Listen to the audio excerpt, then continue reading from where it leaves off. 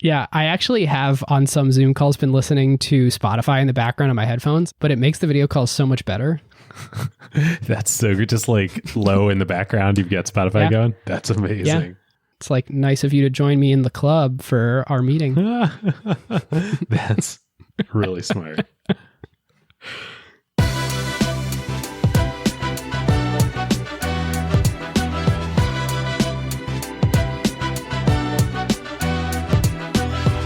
Welcome to Season 7, Episode 3 of Acquired, the podcast about great technology companies and the stories and playbooks behind them. I'm Ben Gilbert. I'm David Rosenthal. And we are your hosts. Now, for everyone new to the show, and for everyone who's been with us for a while, it's been a while since we introduced ourselves, so we wanted to tell you a little bit about who we are. I am the co-founder of Pioneer Square Labs in Seattle. We are a startup studio and early-stage venture fund, and my background is primarily in founding companies and product management. And I have been a longtime venture capitalist. I'm currently an independent angel investor and advisor to startups based in San Francisco. So I come at things from the venture and investing side. Most importantly, we are excited to be with you today as peers and practitioners in the industry, diving into stories that I think we all talk about at the water cooler when that was a thing. The Zoom cooler. The Zoom cooler, exactly. Well, today we will explore what happens when an idealist has full control over a product with perfect global product market fit, unbelievable economics, and has the leverage to shape the world to his idealistic will, even potentially at the expense of his own business. Today we talk about Epic Games, makers of Fortnite and the Unreal game engine. You probably know of them since Fortnite is an absolute international phenomenon, the most played game in the world, and for parents out there, the way Gen Z hangs out with each other. Or because they are currently the most credible threat to the world's largest company, Apple. Not to mention, of course, the incredible amount of attention Fortnite consumes is a threat to Facebook's advertising business model. Netflix cites it to their investors as the number one threat, and Epic is really the primary US ally of the quiet Chinese giant Tencent. But their ambitions expand far beyond any of this, and we can't wait to bring you the full story today. And for the bootstrappers out there, this may just be the most successful bootstrapping story of all time, going 22 years from founding before raising a dime of investment. So strap in. Incredible. Cannot wait to dive into this one. Well, as always, if you love Acquired and you want to hone your craft of company building, you should join the community of Acquired Limited Partners. You'll get access to the LP show where we dive deeper into the fundamentals of company building and investing, in addition to our monthly LP calls where we talk with all of you directly, and of course, our book club and the Zoom calls that we have with the authors. Our most recent episode on the LP show was on the fundamentals of venture capital, discussing how VC firms make their investment decisions. So tune in if that's of interest to you as a founder or active or aspiring investor. If you aren't already a limited partner, you can click the link in the show notes or go to acquired.fm/LP, and all new listeners get a 7-day free trial. We realized too, while we're introducing and explaining ourselves here, it's been a while since we've talked about why we call this thing the Limited Partner Program. It's because limited partners are the folks that give capital to VCs and venture firms and make everything possible. And that's what you guys are for us too. You are super special. Everyone who is an LP, we thank you. And if you want to become one, can't wait to have you. Yep. All right, listeners. Now is a great time to talk about a new partner of ours here on Acquired, Legora, the agentic operating system that is redefining how the world's best legal teams work. Yep. It's sort of obvious that AI is going to completely change the legal industry. I bet most of you listening have dropped a contract into some sort of AI chatbot out there. Legora took that insight and asked the question, what if you really built something with that power from the ground up for the legal industry? So the founders did exactly what great founders do, operate with obsessive customer focus. They embedded inside a massive law firm for months. They sat with the lawyers just watching how the work really gets done. And that's how you get features that customers love, like tabular review, where you drop in a folder of hundreds of contracts and it pulls every key term into a grid a lawyer can actually work with. Lagora's bet here is interesting. Since it lets each lawyer handle more complexity, any given person can increase the quality of their work and do higher value work. And this means that the pie can grow even as each individual task takes less time. And they recently launched Lagora Agent, offering greater intelligence and performance. The agent lets lawyers set an objective. Then it can handle the planning and the execution and delivery of the final product. Legal teams get to maintain full control and transparency since they're still involved where judgment is required. And Lagora works where you already work. You can use it within Microsoft Word while redlining or drafting. The early Lagora numbers essentially speak for themselves. When they have a head-to-head pilot with their top competitor, they win 70% of the time. Lagora now has over 100,000 lawyers on the platform from 1,200 legal teams in 50 countries. And crazily, they went from 1 million to 100 million in ARR in about 18 months. Truly insane numbers. And that is the real test. Plenty of things demo well, but the question is whether a busy associate actually reaches for it during crunch time, or whether a partner trusts it before going into a conversation with a major client. If your legal team wants to check it out, whether you're a law firm or you're in-house at a company, you can learn more at lagora.com/acquired and just tell them that Ben and David sent you. All right, listeners, time for our episode on Epic Games. Woo, let's dive in. Before we do, we owe a lot of thank yous on this one, on the research, to a whole bunch of people who have written a lot and done a lot of great reporting and analysis of Epic, Apple, Tencent, everything going on here. 3 in particular I wanted to call out, though. One is Matthew Ball and Jacob Novak, who wrote just an awesome 6-part primer on Epic and all the dynamics around the company. We'll link to that in the show notes. Definitely go read that. Second is the gaming website Kotaku did this wonderful interview with Tim Sweeney, the CEO and founder of Epic, back in 2011 when I think he was inducted into the Gaming Hall of Fame. So many of the quotes that we're going to use from Tim, direct quotes in this episode, are from that interview. And then finally, this is so fun, I finally get a chance to use my favorite non-tech industry podcast out there as a source for an Acquired episode. You've been waiting for this forever. Ben knows, I've been wanting to do this forever. Wizard and the Bruiser, such an awesome podcast. It's like basically Acquired for nerd history. Then what are we?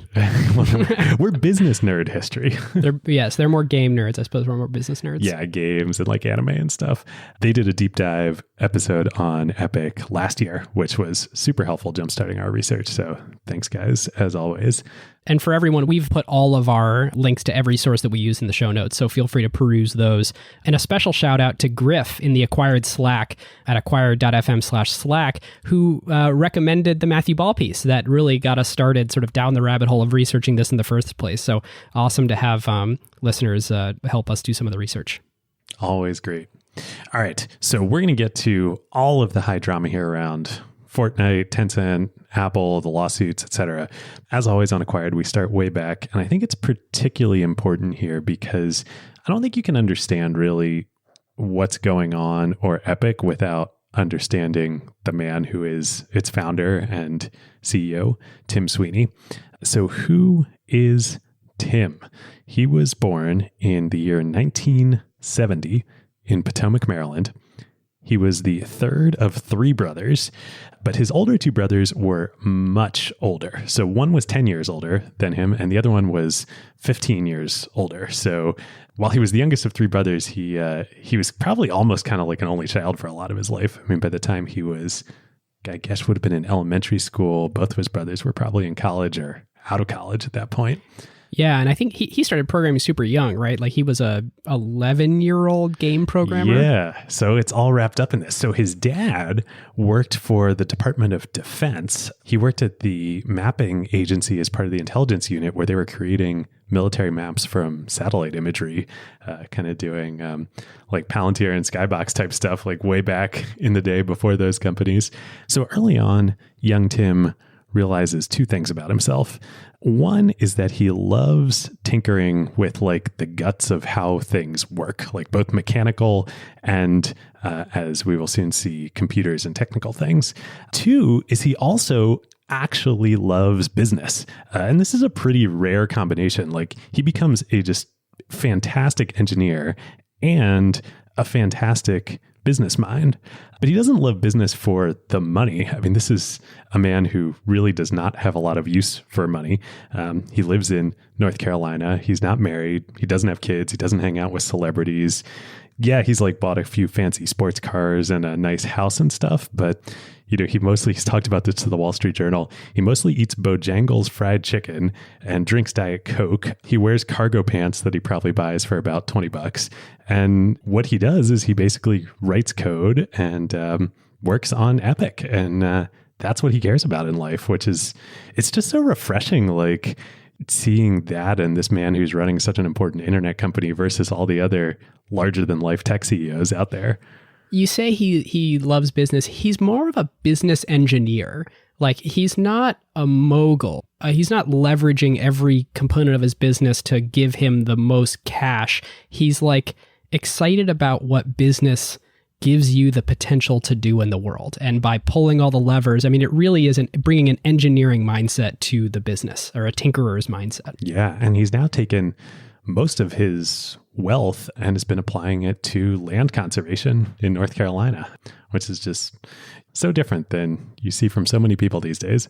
One more point to just like paint the classic computer engineer that is Tim Sweeney is, David, you and I both watched this video from, I think, 2008, where they interview Tim, and he's got his sports car and his nice house. And he's like, here's my dining room table. I've never eaten at it, mostly kind of go to Burger King. It's like everything you would sort of expect from like an awesome video game programmer, not a CEO worth, I don't know, $4 or $5 billion. Totally. All right. So how did he get this way? Well, Ben, as you mentioned, when he's really young, like 5 or 6, he starts tinkering around and disassembling like lawnmowers and then building them up into go-karts and racing them around. I feel like his parents must have by this point in time just been tired of like raising little kids for so many years. They're just like, all right, Tim, do whatever you want. And then a couple years later, when he's about 9 or 10 years old, a video game arcade pops up pretty near his house. This is like 1980 timeframe. So this is kind of Nolan Bushnell, like height of Atari, just after Pong, but like Space Invaders was a thing. And Tim becomes super fascinated by this arcade. And eventually his parents get him an Atari 2600 at home. But it's not so much because he loves playing the games, although he thinks they're interesting. He's interested in how they work, and in particular, like how the cabinets work. So he talks about the Atari 2600 that he got. He's like, yeah, like I liked playing some of the games, but it was a pretty crappy machine compared to the cabinets. Like he wanted to know how these things work. Then a little bit after this time, after he started getting into games and this being his first sort of exposure to computers, he goes out to visit his oldest brother, Steve, who had moved to San Diego and was working on a startup in the computer industry there at that time. Remember, this is like 1981, 1982, so kind of just at the start of the PC revolution. And Steve had bought a bunch of brand new IBM PCs that they were using at the company. And so he shows young 11-year-old Tim, how to use these things, how to program it in BASIC. And Tim's like, that's it. He's found his calling in life. And he has this great quote, trying to build a go-kart, you can spend months on something like that and it never quite works right. But the computer would do exactly what you say. I could write in just a few hours a really impressive program. It was the ultimate machine to tinker with. It was love at first sight. From that point on, I tried to dedicate all of the time I had free to learning to do more with computers. Which, for anyone who's a programmer out there, knows the computer always does exactly what you're telling it is both a gift and a curse. Because if it's doing the wrong thing, it's just running the instructions you put in there. So Tim goes back home from visiting Steve in San Diego, and Steve must have been like seen the gleam in his kid brother's eye. So he buys the family back in Maryland an Apple II. And this becomes like Tim's obsession. He starts making games and other programs for it. And he estimates that over the next couple of years, he would spend the canonical Malcolm Gladwell 10,000 hours teaching himself how to program. And this is what's so cool. Because remember, his dad works for DoD. He has access to early proto-internet networking type stuff. So he goes on BBS systems from the Apple II, and he starts asking questions and learning from folks there everything he needs to know about programming. So he's completely self-taught, and he makes a few games during this time, but he never really shares them with anybody. So then a little bit later in high school is when he discovers his second passion for business. As Tim tells the story, it's when he gets a summer job at a hardware store. The wage that he's earning at the hardware store must have been minimum wage at the time, $4 an hour. And he's working there, and he kind of realizes, he's like, wait a minute, no matter how hard I work here or how well I do, I'm only going to earn $4 an hour for the summer. This is the very programmer engineering mind, working at this here. He's like, there's got to be a more optimal way I could use my time, not because I really need the money, but just I could do better. So what he decides instead is he sees that there are a bunch of lawn mowing businesses operating in the neighborhood. It's summertime, cutting the grass in Maryland. And he goes around and he asks them, and he's like, hey, ask these families, how much are you paying your lawn mowing services? And they're like, oh yeah, we usually pay $100-$120 for mowing the lawn. And Tim's like, bingo. So he quits his job at the hardware store, and he undercuts the market by 2x. He charges all the families in the neighborhood $60 to mow their lawns. He runs the math and figures he's using his dad's tractor, that he's pulling in about $25 an hour. That feels like an insanely expensive lawn cutting for the time on the East Coast. These must have been pretty big lawns. Yeah, no kidding. Either that or very high willingness to pay. Yeah, fast-growing lawns. Yeah, indeed. He has this great quote. He says, that's when I came to a really clear realization that by trying harder and striving to find cool business opportunities, you can do far, far better than wage earners, who I was when I was working at the hardware store. At that point, it became really clear to me that there were big opportunities in the world. Super cool. So as we said, he ends up going to the University of Maryland, nearby, close to home. He's not a particularly great student. He's spending all of his time, on his Apple II and BBS systems. And he decides to study mechanical engineering because, they have a computer science department there, but he thought that would be a waste of time. He already knows how to program. He's going to learn more interesting stuff. And he actually ends up learning a lot of math. He says, I was going to say the math and the physics here seem like they'll come in they'll come in handy. Yeah. On the side though, he'd kept his lawn mowing business going. And then when he goes to university, he says, I might want to try and do something even more lucrative. I'm an engineering major here. I really have this skill with computers that not a lot of people have at the time. What if I start doing computer consulting instead? So he starts a company. He calls it Potomac Computer Systems. And he goes around to, families and businesses and helps them set up databases and the like. And that's kind of going okay. But either as part of that or maybe unrelated, he eventually gets a 286 IBM computer. And we've talked about this on a bunch of episodes, but that 286 was that was the canonical Intel chip that would really unlock the PC market and take it majorly mainstream. This is the thing we talked about on the Intel episode that was their business when their business of memory got destroyed. Indeed. So Tim realizes that there's all of a sudden a pretty big install base out there. And so even though he kind of likes programming on the Apple II better, he sees all these other 286 IBM and IBM compatible PCs popping up, and he says, hey, there might actually be an even better business rather than selling my time for dollars that I could build around selling software for this nascent PC market. So he decides to do it, and he's like, okay, what software am I going to write? To start writing software, I need to use a text editor on the IBM PC to actually write the software. And this is like pre, for those listeners out there who are engineers or familiar with engineering, pre like Vim and Emacs days, there's no good text editors. So he's like, oh, great. I'm going to write a text editor first for other software developers. Sensing a theme here. So he sits down, he starts trying to do it, but he gets distracted and he keeps thinking about how he could, instead of writing this text editor, he can make it into a game. He has this quote. He says, I realized, hey, I could make each character on the screen have a collision, and I could have the cursor be a game character, and I could turn this text editor into a little game. Similar to Atari Adventure, I based it on rooms. Each screen full of text became a room. I had different graphical characters represent different gameplay behaviors. Suddenly you could build a text document and hit the play button in this editor, and now you're up and running with your game. So he calls this game ZZT. I didn't realize ZZT was the thing that was first a text editor. I knew that was his first game, but wow. It was his first game, but this is what's so cool, and it really just kind of foreshadows everything to come with Epic, because he started working on it as a text editor. And like he was just describing in that quote, you can kind of design a room in the text editor and hit play, and then you can kind of play the game. He ships ZZT as a game with, he actually did it as shareware. So the first room was free, and then you wrote to him and you paid to get the floppy disk with the other 3 rooms that were part of the game. Which of course he would mail you. He would mail you, yep. Which is pretty awesome in and of itself. But because it was an editor itself, anybody who had the game could then make their own rooms and could also press play on their own rooms. Yeah, so waving my hands around of things to pay attention to in the future here is get started playing this game for free and pay later. And then thing 2 being, hey, this game is editable. Yep.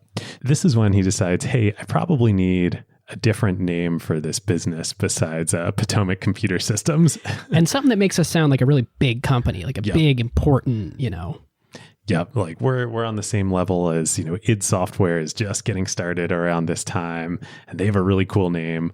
Why don't we call it Epic Mega Games? And of course, by we, I mean Tim, because it's just him. Yeah. He releases ZZT, and it does pretty well. Like, he doesn't make a ton of money, but he sells a few thousand copies. Incredibly, they would keep selling the game until 2013. And what? Yeah, this is incredible. I found it in the research. So Tim's dad, Paul, ended up taking over distribution of the game. It was still just sold through this shareware model of like right to Tim. And shareware was really big in I remember it from the early 90s. I guess the mid 90s, where you'd go to software swaps, or you'd go to user groups, or we were part of Mac Users of Delaware. And so we'd go to the MUD meetings. People would demo and you'd swap software there, or you'd sell software there, because there's no internet to go find software. So you needed to discover it in some way from other nerds who were writing shareware. Yep, totally. And, the reason shareware was attractive, especially to an indie software dev like Tim at the time, was your other alternative was to try and go the retail packaged software model. Well, so to do that, you had to go get a big publisher. Like Electronic Arts was just kind of getting started at this time. And we did our episode with Tripp on the beginnings of that industry. He was thinking about it like Hollywood, like you needed these big budgets and fund these studios. And then you had the relationships with the retailers to get the boxes into retail stores. The retailers would take 50%, when all was said and done. Which is Apple's current argument to Congress. Exactly. When all was said and done, if Tim had gone the traditional publisher plus retail model, he would have only been making, maybe if he was lucky, 10, 15% of the revenue that he would be seeing out of the game. Whereas this shareware path, he kept 100%. Pretty cool if you can get the discovery and distribution. Indeed. And process the payments and do all the other very expensive things involved in. I feel like I'm Apple over here peddling. I know. Well, it was lucky for Tim. He had his dad to process the payments, i.e. open the checks and package up the floppy disks in mailing envelopes and send them out. So ZZT does pretty well. Like I said, they sell a couple thousand copies of this. Tim starts looking around, and one thing that he has always been really good at is observing what's going on in the market. Now, I mentioned id Software a minute ago, and folks who know their gaming history know that id was John Carmack and John Romero, and would eventually end up making Doom, which we'll talk about in a minute. And Quake, right? And Quake, yes, after Doom. But before Doom, id had released a game called Commander Keen, and it was a 2D side-scrolling game. It was a pretty big graphical leap forward versus the literally text editor-based games like ZZT. And so Tim saw Commander Keen out there, and he said, okay, that's interesting. I should do something like that. What's a twist I could put on it? Well, what if I do it with a female protagonist? And so he basically cloned Commander Keen, but called it Jill of the Jungle instead. I love it. Now, but because it was a 2D side-scrolling game, it wasn't just text-based. It needed actual artwork and assets in the game. Tim wasn't capable of doing that just on his own. So he needs to recruit people, and he ends up recruiting some really great folks that he meets on bulletin board systems, again, online on this proto-internet. Folks like Cliff Blazinski, who is a 17-year-old high school student and applies to be a programmer at this big mega company, Epic Mega Games, ends up becoming one of the first employees. Cliff, known as Cliffy B, would go on to become legendary and super important for Unreal and then the Gears of War series. He recruits this really great talent. And then he also realizes okay, I want to make this great game. I need the talent to make the games. But, I also need some talent on the business and distribution side here because I'm trying to build a big company. And who was the big company? Of course, at the time, it was id. So he calls up id and he starts talking with their president at the time, Mark Ryan, who was handling all of id's distribution and publishing. I didn't know he's the president of id. Yeah, he was He recruited away the president? Yeah, he was the early president of id. Wow. So at first they're talking about maybe id could publish Jill of the Jungle, but then Mark ends up falling out with Carmack and Romero, leaving id, and Tim says, hey, I've got an even better idea. Why don't you come join us here at Epic, and you can be our head of distribution and publishing. And so he recruits Mark, who, had been president of id, to come join this company.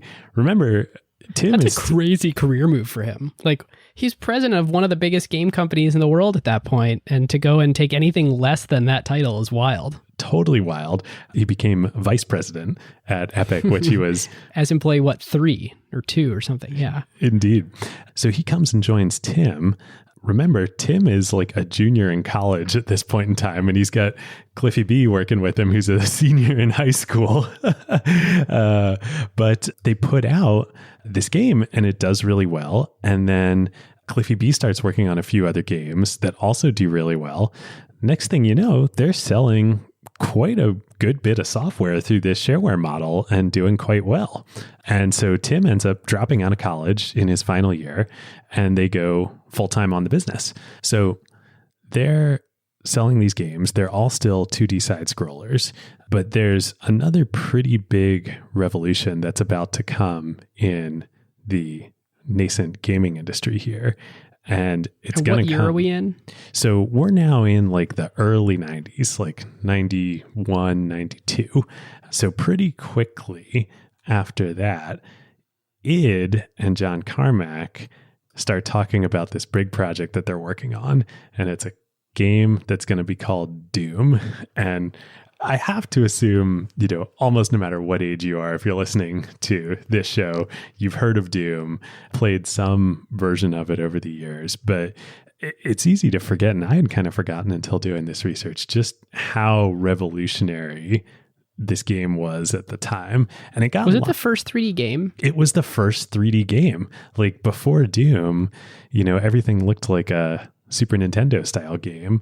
And Doom was the first game, and it ran, this is crazy, it ran on just these commodity 286, 386 Intel PCs, and it ran on DOS, but Carmack was able to get a fully 3D world rendered and working. Just amazing feats of computer science, because this well predates graphics cards or anything that's sort of optimized to do this. It's just an unbelievable amount of trigonometry and math. And John Carmack used all sorts of crazy programming tricks to make this work. And so it comes out and like, this becomes like the Fortnite of its day because it was also distributed via shareware. So when you say the Fortnite of its day, though, like let's paint this clear. For this tiny constrained market that was video games, it owned that market. But we're nothing like the $100+ billion video game market of today. No, I mean, for reference, Fortnite has 350 million registered players at this time. Doom ends up having a few million copies that it both sells and distributes via shareware in those first couple of years. Ultimately, I think it would get to 10 or 20 million copies, but no video game had ever approached anything like those numbers before. So Tim and Epic and Mark are like, okay, cool. Well, this is where the industry's going. We got to skate where the puck's going here. We need to work on a similar project. And so they do. They start getting to work on the project. They're going to call their 3D shooter Unreal. But the problem was that they quickly find out is just like we were saying, the things that John Carmack did to make Doom run were just like huge feats of engineering.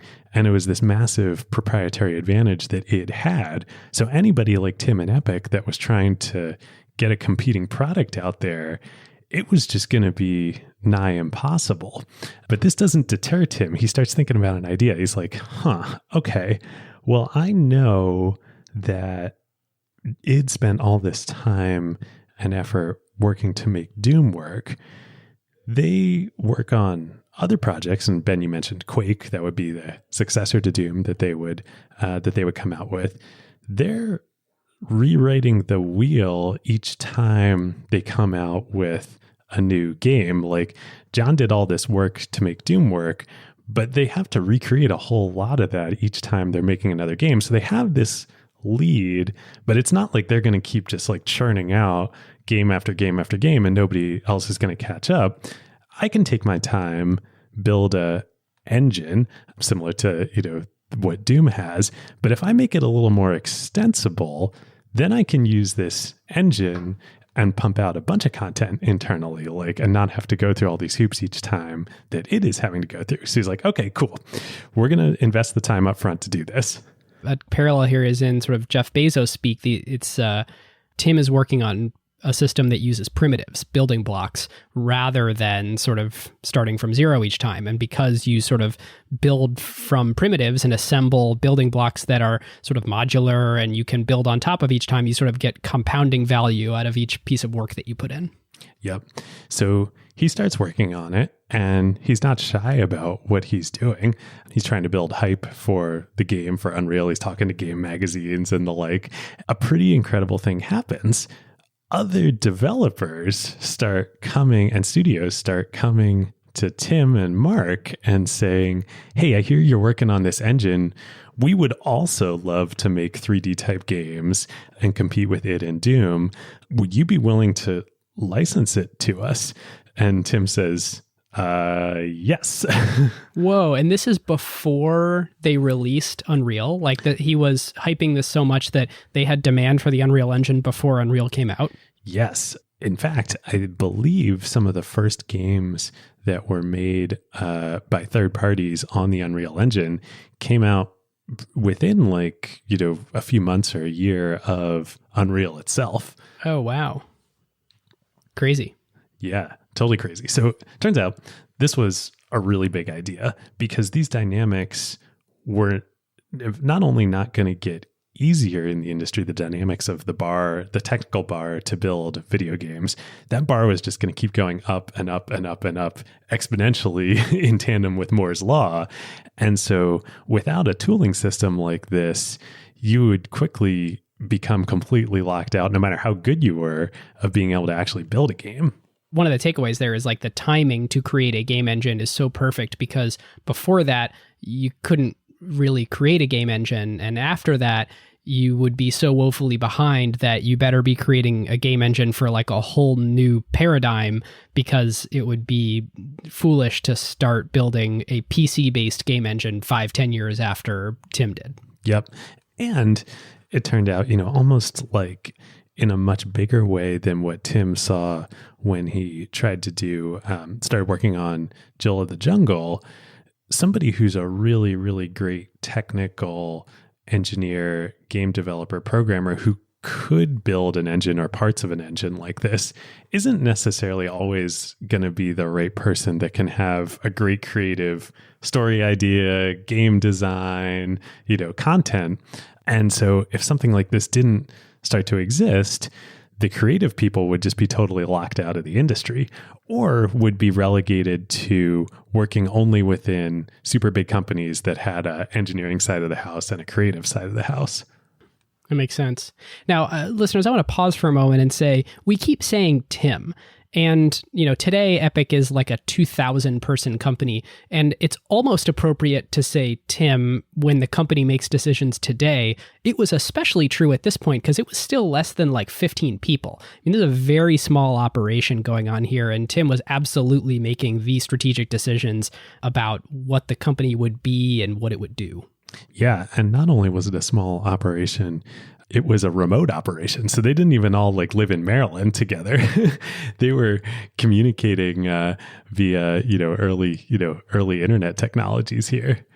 So finally, after just about 5 years of working on this, in 1998, Unreal comes out. And along with the official unveiling of the Unreal Engine for game developers. And Unreal itself is a big hit, but also games that are built on it. So games like Deus Ex, which people might remember, use it. And then a few short years after all of this comes out, there's a major change in the gaming industry, which is after many years of talking about it, Microsoft finally enters the picture with the launch of the Xbox in 2001. This does a whole bunch of stuff. One, it inserts a huge, amount of weight and marketing muscle behind gaming. Two, it massively expands the console market because of that marketing weight behind it. Which was previously just the original PlayStation and N64. And, you had previous versions of Nintendo before that and the Atari 2600, but you didn't have it was really just the PS1 was the PS1 and the N64 were really the only, and the Dreamcast were the only predecessors before Microsoft entered that console market. Indeed. And really though, it was two separate parts of the market because Sony and Nintendo were the only viable players. Sony was where all the third-party developers went. Nintendo had terrible, onerous royalty terms with third-party developers because they really sold their systems based on their first-party titles, stuff that they were making in-house like Mario and Zelda. And Nintendo's attitude has always been, we're both the best at the technology and the best at the creative gameplay, and so the systems are for our games, and sure, if you want to let us have most of the economics, then you too can develop for our system. Right. But they're mostly a vertically integrated company. When Microsoft came out, though, now all of a sudden they're duking it out with Sony for developers. So as a developer, on the one hand, that's good because now you've got two companies competing for your favor and willing to, if you're good and making, have the promise of making good content, willing to give you good deals. But really, if you want to access the whole market, you want to have your title on both systems, on the PlayStation and on the Xbox. Well, unless you're using an engine like Unreal, that's almost impossible to do. You're going to have to build from the ground up. Full dual development teams. Well, it turns out that this is a problem that Unreal can now really help with and solve. Because they can have, under the hood, it's not quite as easy as just check a box to deploy to Turns PlayStation. Out write once, run anywhere has been promised many times and has been successful 0 of them. So, I mean, these days it's pretty close, but it's so much better. Tell that to a React Native developer. Yeah, it's so much better even then than having to have 2 full separate development teams. So once this happens, they start getting some really huge games and franchises start moving over to building on Unreal. So the Tom Clancy games, Splinter Cell, Rainbow Six, those games, BioShock, Mass Effect, Borderlands, these are all in the kind of early to mid 2000s. They're coming over building on Unreal and then being able to sell pretty quickly. They might do an exclusive with Sony or Nintendo for 6 months or whatever that platform gets it first, but then they're able to access the rest of the market and go to the other half. Right. And so by this point, Epic is a technology company. Like they make games and they make this game engine, which is a huge component of the game's value chain, but they're a technology company rather than a first and foremost game company. And so when you ask sort of Tim to describe the history, he describes we have Epic 1.0, which was Potomac Computer Systems. We have Epic 2.0, where we sort of realized that, oh yeah, this technology company builds a game engine. It's the PC gaming sort of revolution of the late 90s to about 2005. And then David, exactly what you're talking about now, this is what he calls Epic 3.0, where the massive proliferation of the sort of console wars allowed us, a neutral third party that can dramatically bring your costs down and your efficiency up in developing a game, like full steam ahead on consoles. We will be an essential part of building that business. Yep. And they do keep building some games in-house as well, but they're thinking about it kind of like Amazon and AWS. Like they're the first and best customer for the technology that they're building as part of the engine. You know, they do Unreal Tournament, they do Unreal Championship, they do other games, but they're really... I love how East Coast that just was. Did you say Unreal Tournament? That is like how an East Coaster says tournament. Oh my gosh. You know, I never even noticed that. Growing up, I would say orange. Jenny has taught me to say orange. What's the Nintendo character? Mario. All right, there you go. I've got some New York friends that say Mario. Yeah. Totally. Anyway, we digress. We digress. Appropriate digressions, though. So by the mid-2000s, like we're saying, for a bunch of reasons, the big part of the gaming market is really in consoles, and specifically it's in Sony and Microsoft with the PlayStation and the Xbox. And the PC gaming industry still exists, but it's gotten really tough because piracy has become rampant. Not to mention, Microsoft is now putting all of their weight in gaming behind the Xbox, not so much on PC gaming. So Tim, once again, kind of sees that this is where things are going and decides, hey, what if we tie up with Microsoft? We're going to be launching a new version of the Unreal Engine, Unreal Engine 3.0. Microsoft is coming out with their next generation hardware, the Xbox 360 at the time. Yep. And we might be able to get some really good marketing dollars here from them if we're a launch or near launch exclusive title with the 360. And Microsoft's effectively in this relationship the publisher and Epic is the developer. Yes, I believe that. I believe that is correct. And so Epic develops this game called Gears of War, which most listeners will probably be familiar with. It's the game where you could push that one button and put your back against a wall and look around a corner. Yep, like that. Totally. So it's so funny how so many games have this signature move, and they that was amazing. That was in every commercial. That was in every demo. And you first played the game, that is the thing that you wanted to try and do. And this thing sold so many Xbox 360s. Yep.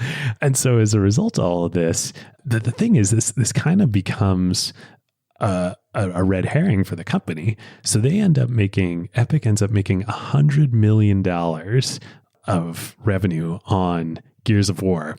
It cost them $12 million. And I believe that's $12 million across development and marketing because Microsoft was handling so much of the marketing budget. And so... Wow, I'll make that bet all day. Totally. So they're literally making 88% margin on $100 million in revenue. They had been successful in lots of dimensions up to this point, both on the technology and the game side, but this is a whole nother level. Why ever be your own publisher? I mean, it's great if you're the developer. Someone else is going to spend the money. You just have to develop the game. It's great. Why ever change? I mean, I remember I was just coming into graduating college and getting into media investment banking at the time. And people were thinking oh man, games are going to be like Hollywood. This is Hollywood movie style money. The dynamics are really similar here. This is going to be great. It turns out though, that Hollywood is actually not that good of a business and an industry. And why is that? It's super capital intensive. So Gears of War 1 was kind of a red herring for a bunch of reasons. It was a launch title with 360, Microsoft handled so much of the promotion and marketing. When the Epic ends up doing Gears of War 2 and then Gears of War 3, their economics, like the games sell roughly the same amount, maybe not quite as much in terms of revenue, but their margins end up shrinking significantly down to like 30-40%. And they're having to tie up all this huge amount of capital in the investments in developing these games and then marketing them. And so Tim and Epic kind of realized like, this is not as interesting as we thought it was. Time to get out. It also started to show the tension between this sort of developer-publisher model. And for folks who haven't listened to the EA episode or where else, we talked about this on the Activision Blizzard episode, the developer is the creative. It's almost like, think about it as the director on down on a movie set, where you're the one sort of having the brilliant ideas and executing on them. And the publisher is the investor. They're sort of fronting the money. They're doing the marketing. They know how to businessify your creative efforts. And so the issue is when push comes to shove, like it did with, what was it, Gears of War, I think after maybe Gears of War 3, Epic wanted to do a multiplayer only version. They said, look, we think multiplayer gaming is the future. Hint, hint, or nudge, nudge to where they are today. And online is, right around the corner, starting to become a thing. And so... And Microsoft was like, no, we don't care. Exactly. We want to move more 360s. Exactly. And so it was basically a stalemate at that point, and Microsoft was the publisher. Microsoft was the money behind it. And so, they won. So we're now right around like 2009, 2010 timeframe. And Tim has a quote. He says, there was an increasing realization that the old model wasn't working anymore, and the new model was looking increasingly like the way to go.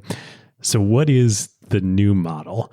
So two things happen right around this time that totally lay the groundwork for what Epic is today. The first is in October 2009, a little company in LA, a little startup in LA, launches a game, if you could call it that. It's really a mod on a mod of an existing game. This is a mod of Half-Life 2? No. I'm talking about League. Oh, yeah. So the mod of Warcraft 3 is the mobile online battle arena game of Dota, or was it Defense of the Ancients? Yep.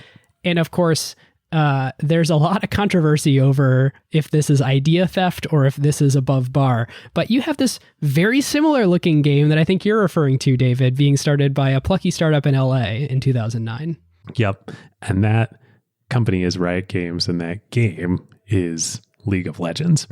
And so what is League? I mean, it's a MOBA, a massively online battle arena, but it really represents a completely orthogonal path and kind of a throwback away from this Hollywoodification of the games industry and back to small, lean development teams taking a concept and iterating on it without having to invest, tons and tons of development resources, and in particular, tons of marketing resources.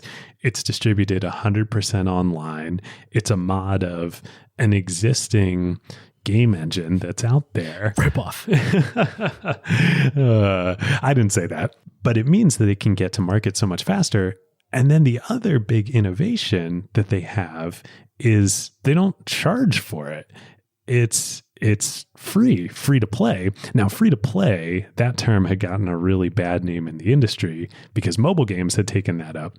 And free to play really meant, you could play it for free, but if you wanted to make any progress in the game or win, you'd have to. And this was just starting. I mean, it got a really bad name in sort of that 2012 to 2014 era. In this era, because think of it, the iPhone was 2007, the App Store was 2008, so it wasn't quite the sort of dirty backwater. Social had given it a bad name before mobile gave it a bad name. So the free to play stuff on Facebook was. It was the Zynga type stuff, and Zynga was, well, probably in many ways not the worst offender in this regard, but all of the games that you had to pay to make any progress in. What League was, and what Riot's big innovation was, that you could buy things, but they were just aesthetic. They were just virtual goods.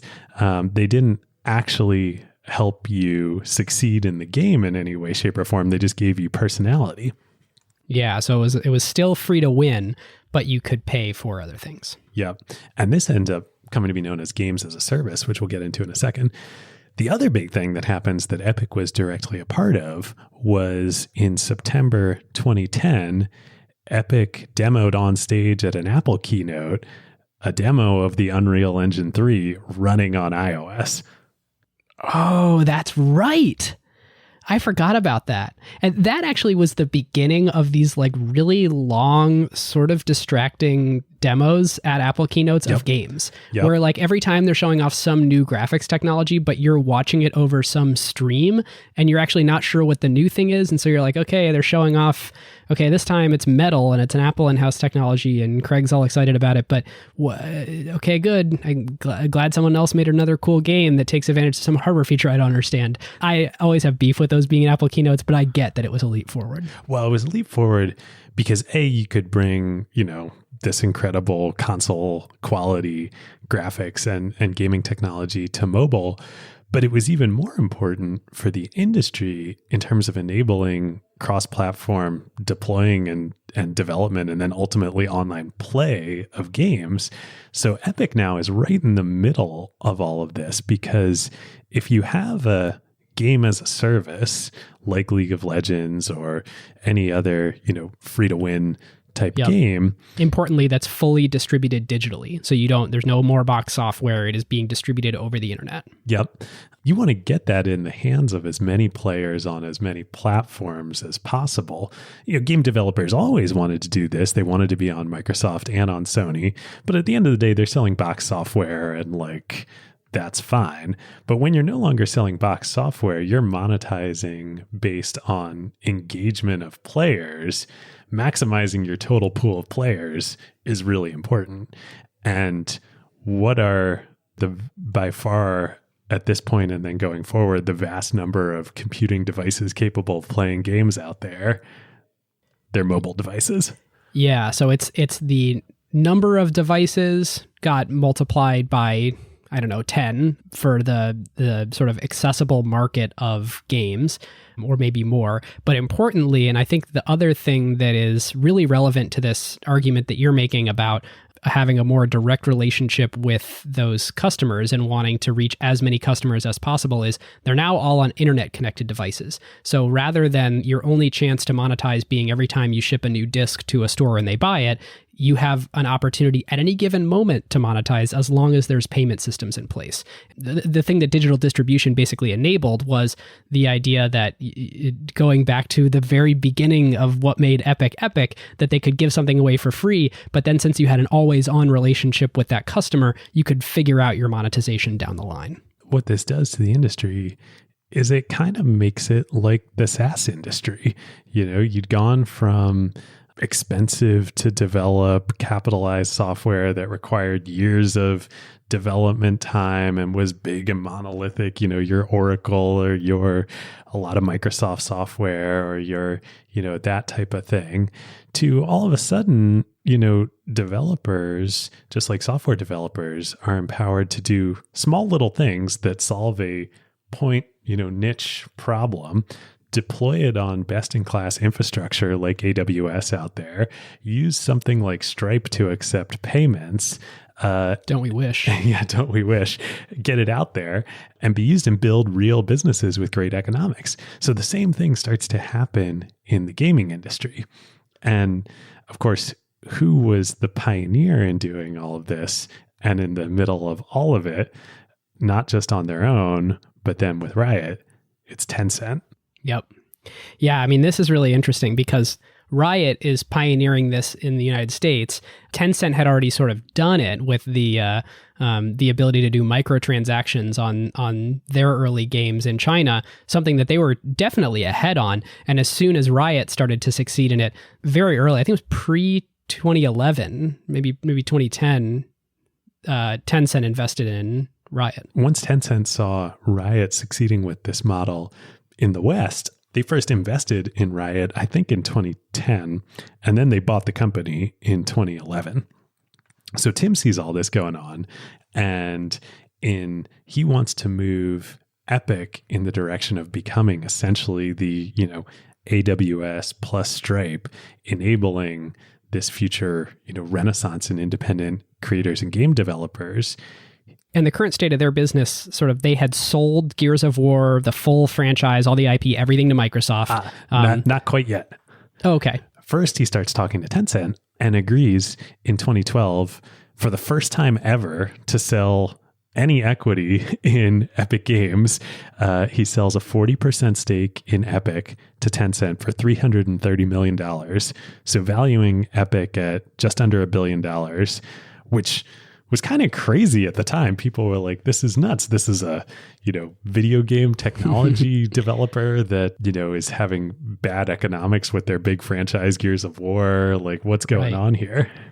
And I think the thing that people didn't realize at the time was, even ignoring the games as a service bet, how stable the platform business was. Like, one of the things that I want to mention later in Playbook, but we need to talk about now, is gaming is classically a hits-driven business, and what you have with the Unreal Engine is a smoother on that. And since more and more, that business has just grown steadily since its inception, and you now have this massive, steady business underneath your more spiky, hits-driven games business. Yep. So with this investment from Tencent, Tim maintains majority control of the company. And he says, all right, we're going to refocus the entire company around this vision of the future. We're going to do 3 things. 1, the Unreal Engine is now our most important product and piece of technology, and we need to add much more to it. It's not going to be just about the engine for creating the game. It needs to be all the infrastructure to run these games and run live ops and do payments and do all of these things. Funny aside, at the time, I was actually, when I was at Madrona, we were venture investors in a company called PlayFab in Seattle, which was an independent startup that had the same vision of, we're going to build the infrastructure layer for operating these games as a service and be like Unreal or be like Unity, their competitor, which we haven't mentioned yet.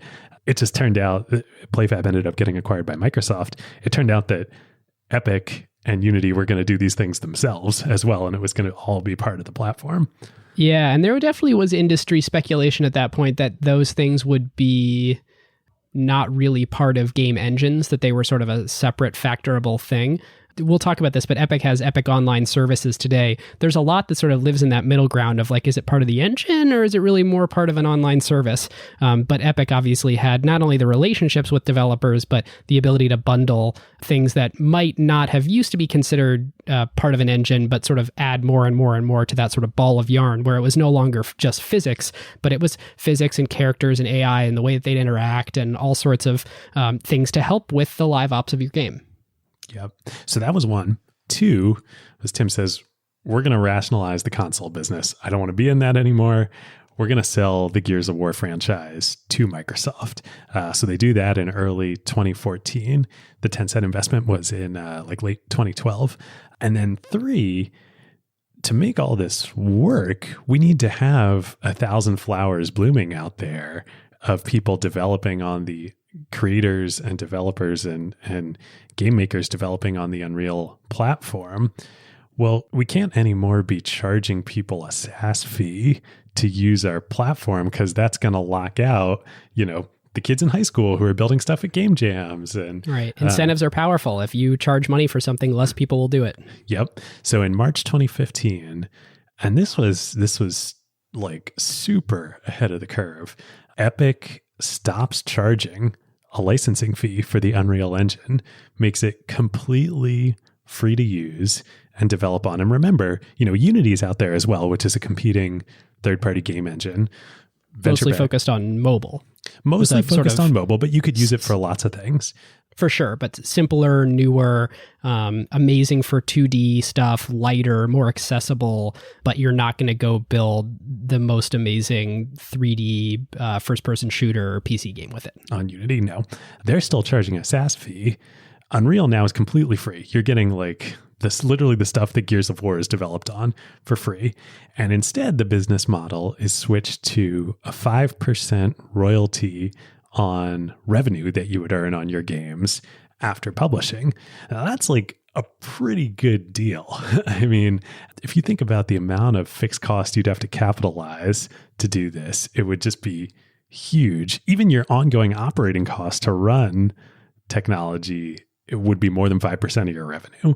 Totally. You'd have to be massive for it to make more sense for you to build your own game engine now than use Unreal, which is exactly the strategy. And when you look at who develops their own proprietary game engines, it's only the Activision Blizzard of the world, the, Riot Games, but very large publishers that you know of. So like think Bluehole for PlayerUnknown's Battleground, which of course we will definitely talk about later. Like lots of big cross-platform 3D games from big studios that just aren't quite as big as like Activision Blizzard or Riot use Unreal instead of developing their own proprietary thing.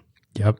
So those are the three big moves that Epic makes after the Tencent investment. And they are all just like so spot on and like really enable them to become, the AWS plus Stripe plus in the industry. Stripe doesn't feel right yet. Like Stripe to me would be like the Epic Games Store. Yes. Well, this is they're more laying like the groundwork for all that. Yeah. Yeah. Like, so, okay, to put it in Tim's parlance, Epic 3.0 was consoles. Epic 4.0 is free to play, games as a service, digital distribution.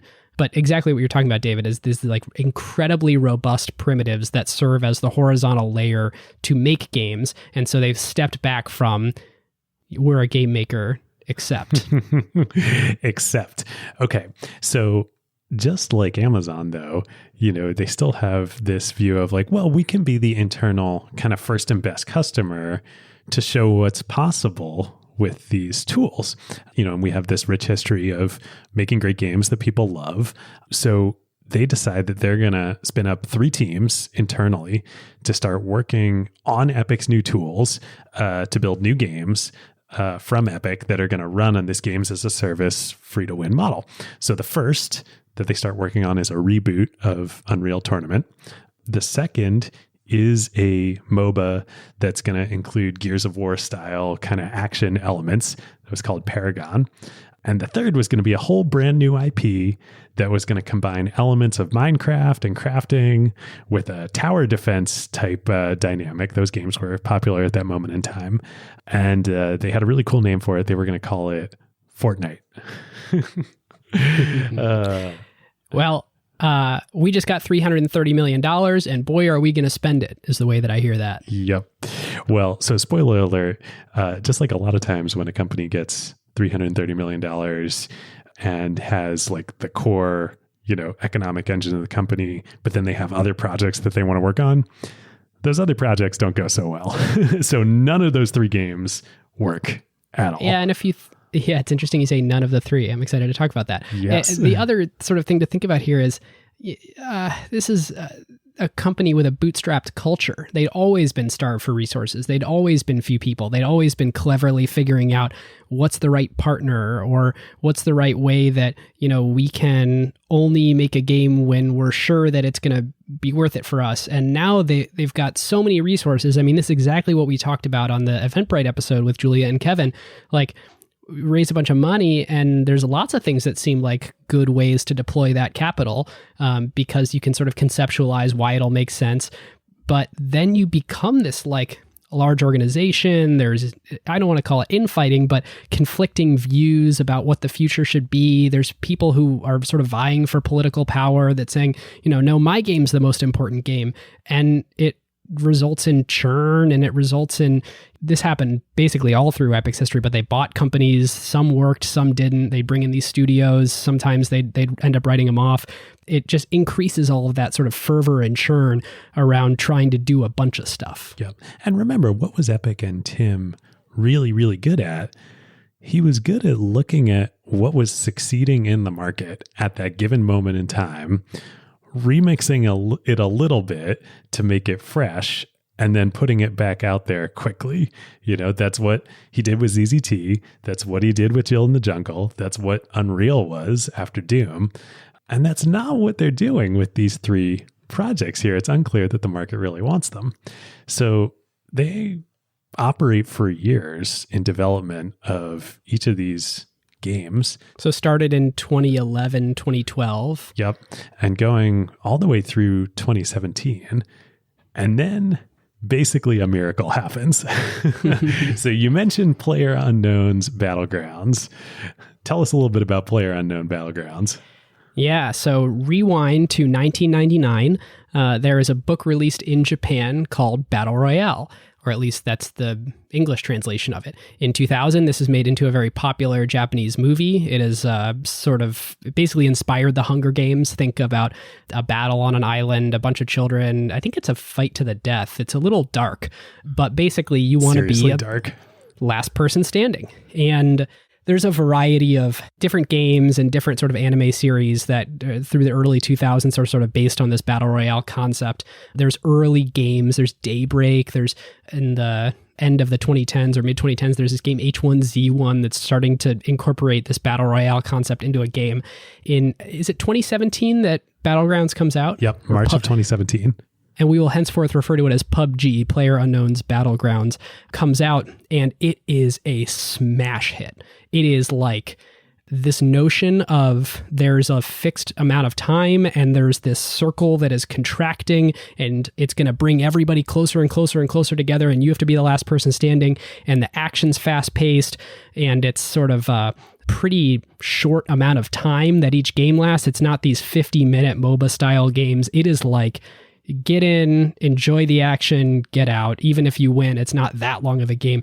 It is really fun, and boy, does it skyrocket off the charts, especially because, David, exactly as you're saying, digital distribution, it is free to win, it is leveraging these sort of in-app purchase like adornments that you can buy for your character, skins, but it's pretty like realistic. Like the violence is actual violence. Like it is a war game. It's dark, it's realistic.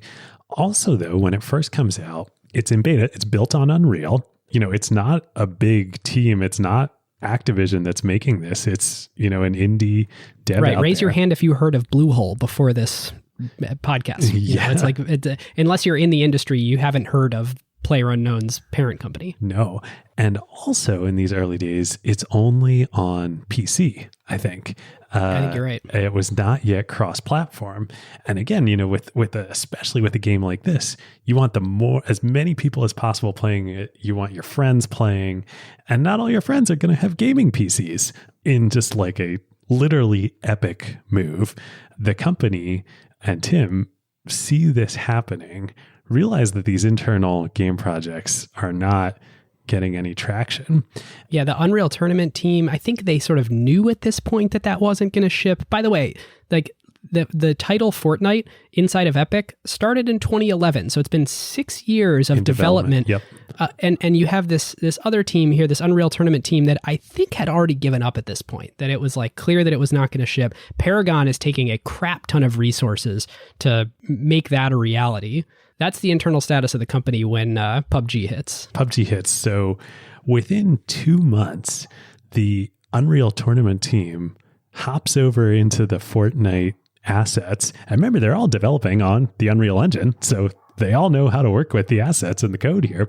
And they build and launch a new mode of Fortnite called Fortnite Battle Royale that is a Fortnite graphic cartoony take on this Battle Royale concept that PUBG has just taken massive. They ship it in September 2017. Within 2 weeks, they get 10 million active players. This is just bonkers. Like 10 million players is probably what Doom got in the whole life of the game. Within 6 months, they have 125 million active players.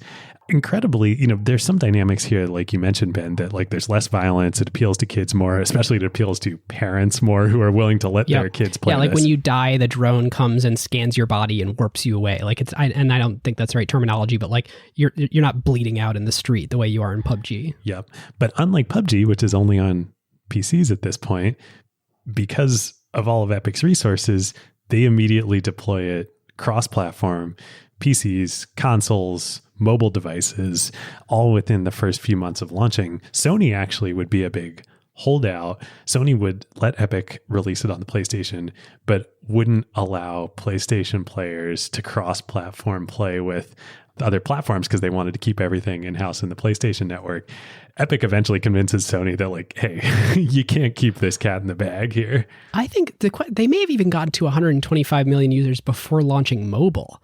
Like, it was I don't know, maybe that's wrong, but I remember it was this smash hit phenomenon and it wasn't on mobile yet. Like, that was the craziest thing is, and the games industry it absolutely turned on its head at this point because everyone was just told esports is going to be this massive moneymaker, which it ended up not being. Like, it was You were building an esports company at the time, right? Yes, I was very deep in this at this time with Taunt. Esports was a really good idea for the publishers and really not that interesting for everyone else. Streaming was interesting for lots of players in the value chain, but the interesting thing about being in that industry in that moment was PUBG went from nowhere to being dominant. And we all thought, wow, here is this new arrival of this thing that's going to be a fixture along with, Activision Blizzard's games and Riot's games. And then like a few months later, boom, Fortnite blows it out of the water and just steals share like crazy and then goes to even bigger, newer heights. And it was the craziest thing because you're like, God, like the fervor in this industry right now of what, is going to be the staying power franchise is crazy. And I want to reflect back on the launch a little bit because Fortnite did launch its original game built by the original team, Fortnite Save the World, that basically didn't work. It came out, PUBG came out, PUBG won. Like, this thing was not a battle royale game. It wasn't a fight because Fortnite wasn't playing the same game. Right, no one was talking about it. It was like this, yeah. And the craziest thing was internally at Epic, when you said they started working on the Fortnite assets, like, what that actually looked like was copying the code base that a whole other team that was basically laying fallow, the Unreal Tournament team, takes that forked code base, rebuilds the whole thing using the gameplay mechanics of PUBG, and launches it. You then have this fascinating internal struggle of trying to figure out how do you combine these two teams, one of which poured 6 years of their lives into getting it 95% of the way there, but got the core gameplay mechanic wrong, and the other of which spent the last few months working on a new project, having fresh eyes, not being clouded by all the baggage of previous decisions and haggling made over the last 6 years, that has this smash hit, and all anybody out in the world cares about is Fortnite. Like, I don't, anything lower level than that or internal politics don't care about. And so you have to figure out as a company, how do you, when you just have this thing that's magically captivated the world, how do you throw all of your resources at it and bring everyone together in kumbaya to say, like, we as a company are doubling down on this thing as our thing, along with our other thing, the technology platform of the Unreal Engine. It's not even the business model of the company. The business model of the company and Tim's, he's really gotten religion at this point in time. The mission is build the tools, be the AWS and Stripe and, live ops for all developers to make games. This is, I think, just like such important backdrop to what's going on now, because now we'll run through what's happening. But Tim, again, like, he's just viewing this like this is a windfall. This is awesome. This means I get more firepower and more ability to play offense in getting my ultimate vision to come true here. So, like we said, Fortnite Battle Royale, major cultural phenomenon. Estimates are that they made $2.5 billion in revenue in 2018 alone. So it launched in September 2017. 2018, $2.5 billion in revenue. October 2018, Epic raises their first non-strategic capital raise. They raised $1.25 billion from KKR, Disney, and several other investors at a $15 billion valuation. Quite the step up. Quite the step up. In December 2018, they launch Fortnite Creator Mode, which is almost bringing like Roblox type elements into Fortnite of letting people create and ultimately monetize their own designs, levels, experiences. In doing so, at the same time, they launch the Epic Game Store. So this is now bringing forward all of this future that Tim wants to come to bear and would ultimately set the stage for this confrontation with Apple and Google. The Epic Game Store, they're going to sell their own games online, Fortnite, Fortnite currency, V-Bucks, and other games, and third-party games in the Epic Game Store. Of course, you can do this on PCs and on Totally. the web. The opportunity is compete with Steam. I mean, Exactly. Steam's been doing this forever, and frankly, the knock on Valve is those guys haven't had a hit in forever. They're just taking a VIG or a rake on all these other games that they basically have a monopoly on PC game distribution. Yep, and they're taking a 30% cut. And Epic had such a hit with Fortnite where they were like, we had the advantage of never needing to be in your store and always going direct. So now we have this direct channel to all these customers. Like, we should leverage that. Yep. So what did they launch the store with? They launched the store with a 12% cut of revenue. So they undercut Valve by 18%. And then the kicker is, if you build your game on the Unreal Engine, the 5% revenue fee gets baked into the 12%. So they're Unreal. Literally unreal. Epic is saying, you get the engine, you get the live ops, you get the distribution in the store and the payment processing that comes with that for a maximum fee of 12% of your revenue.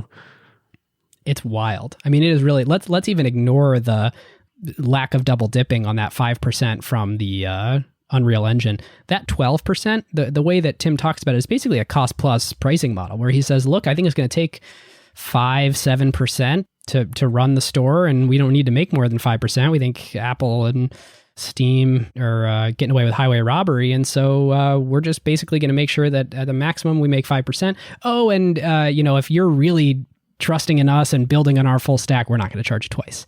Like, it is the exact opposite of what every other CEO in the technology industry these days is doing. It's not like Google says, hey, if you use GCE for your infrastructure, whatever you spend on that, we're going to give you credits in AdWords. No, we'll give you a reduced price if you buy more from us, but we're certainly not going to say, yeah, we'll give you, core assets for free. Totally. 2019 is basically the clash between Valve and Steam and the Epic Game Store. And Valve responds, they cut their take rate to 25%, but they're going back and forth. But really, this is setting the stage for what would happen now this year. One other conflict that happened previously too was with Google, where Epic basically said, look, we're not going to go through Google Play anymore because Android, you have this nice open platform. You brag about it being an open platform.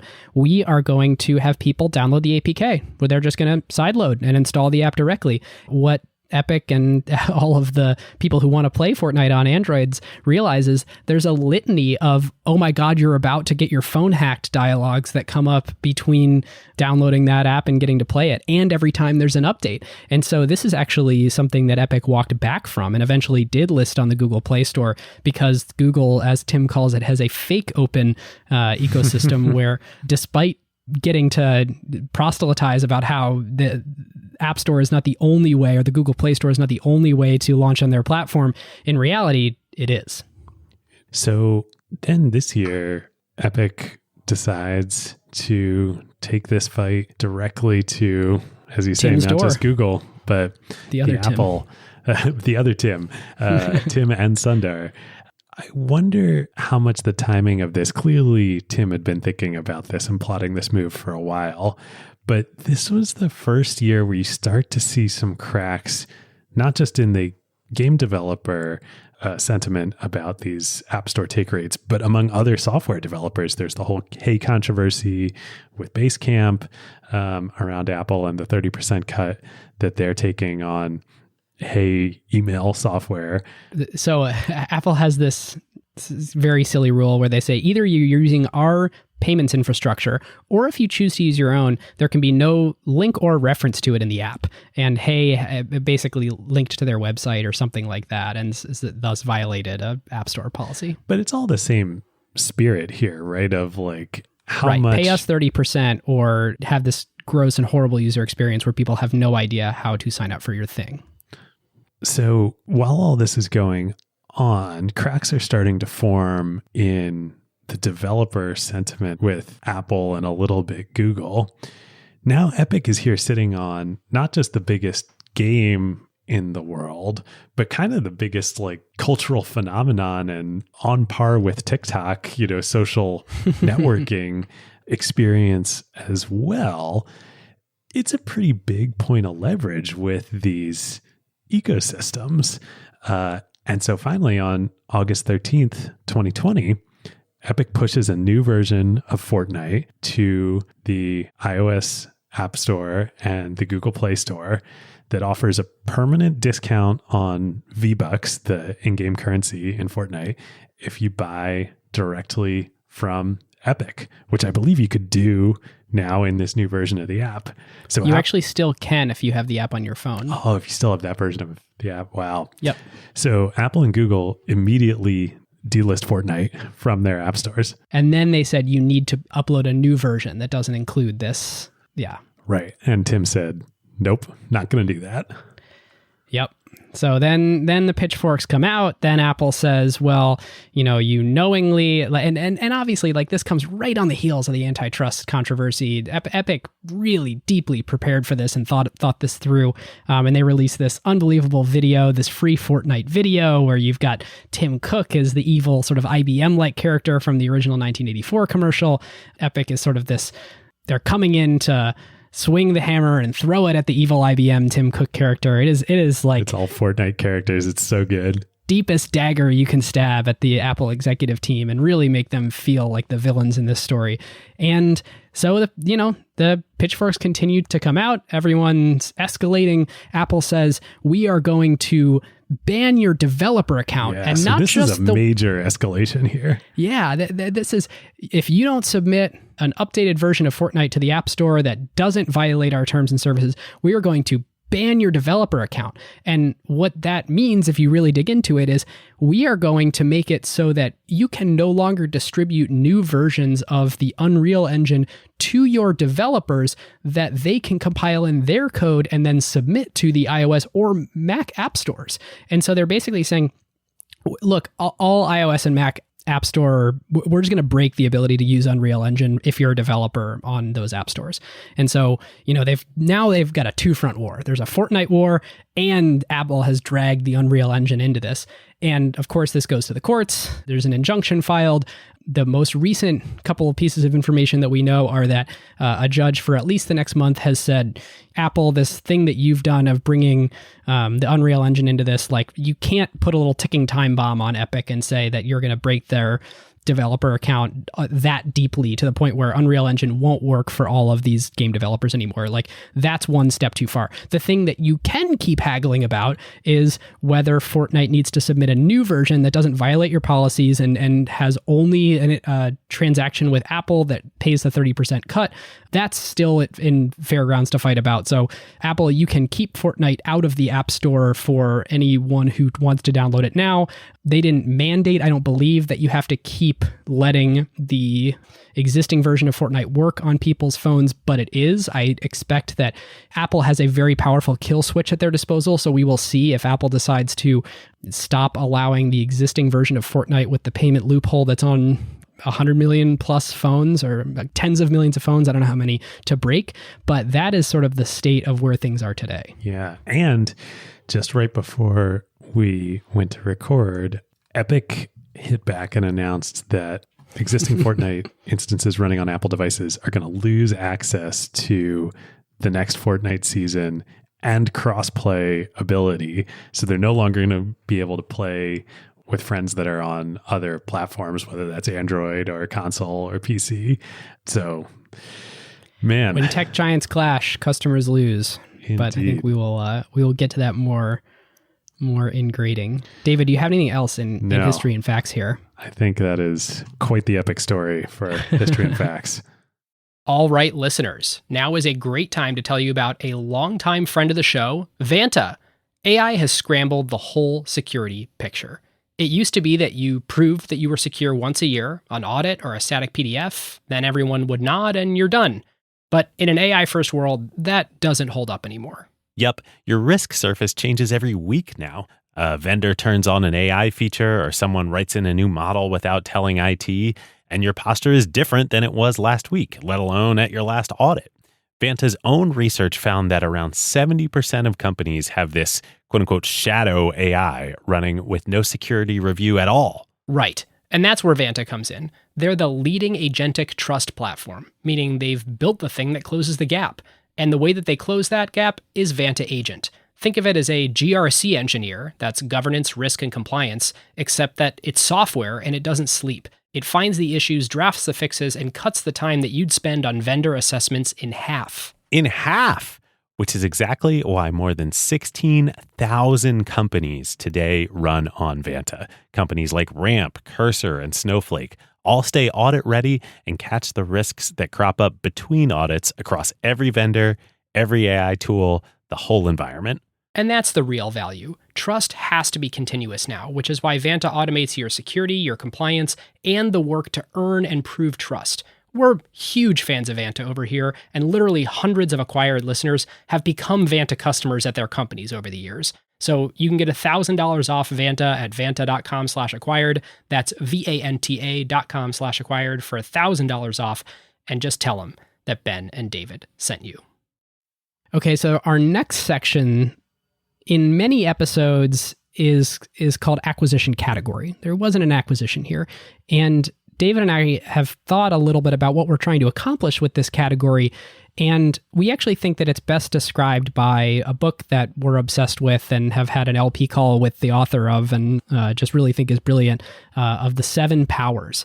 So what are the 7 powers? They're basically the ways that, and I'm going to, Hamilton, if you're listening, I'm going to butcher the definition here, but they're the ways that a leader in a category can earn outsized profits versus all of their competitors. It's basically what's the thing that makes your business powerful versus your competitors. And I think this really gets at the core, David, of like what and why we want to dissect what the core essence of a business is.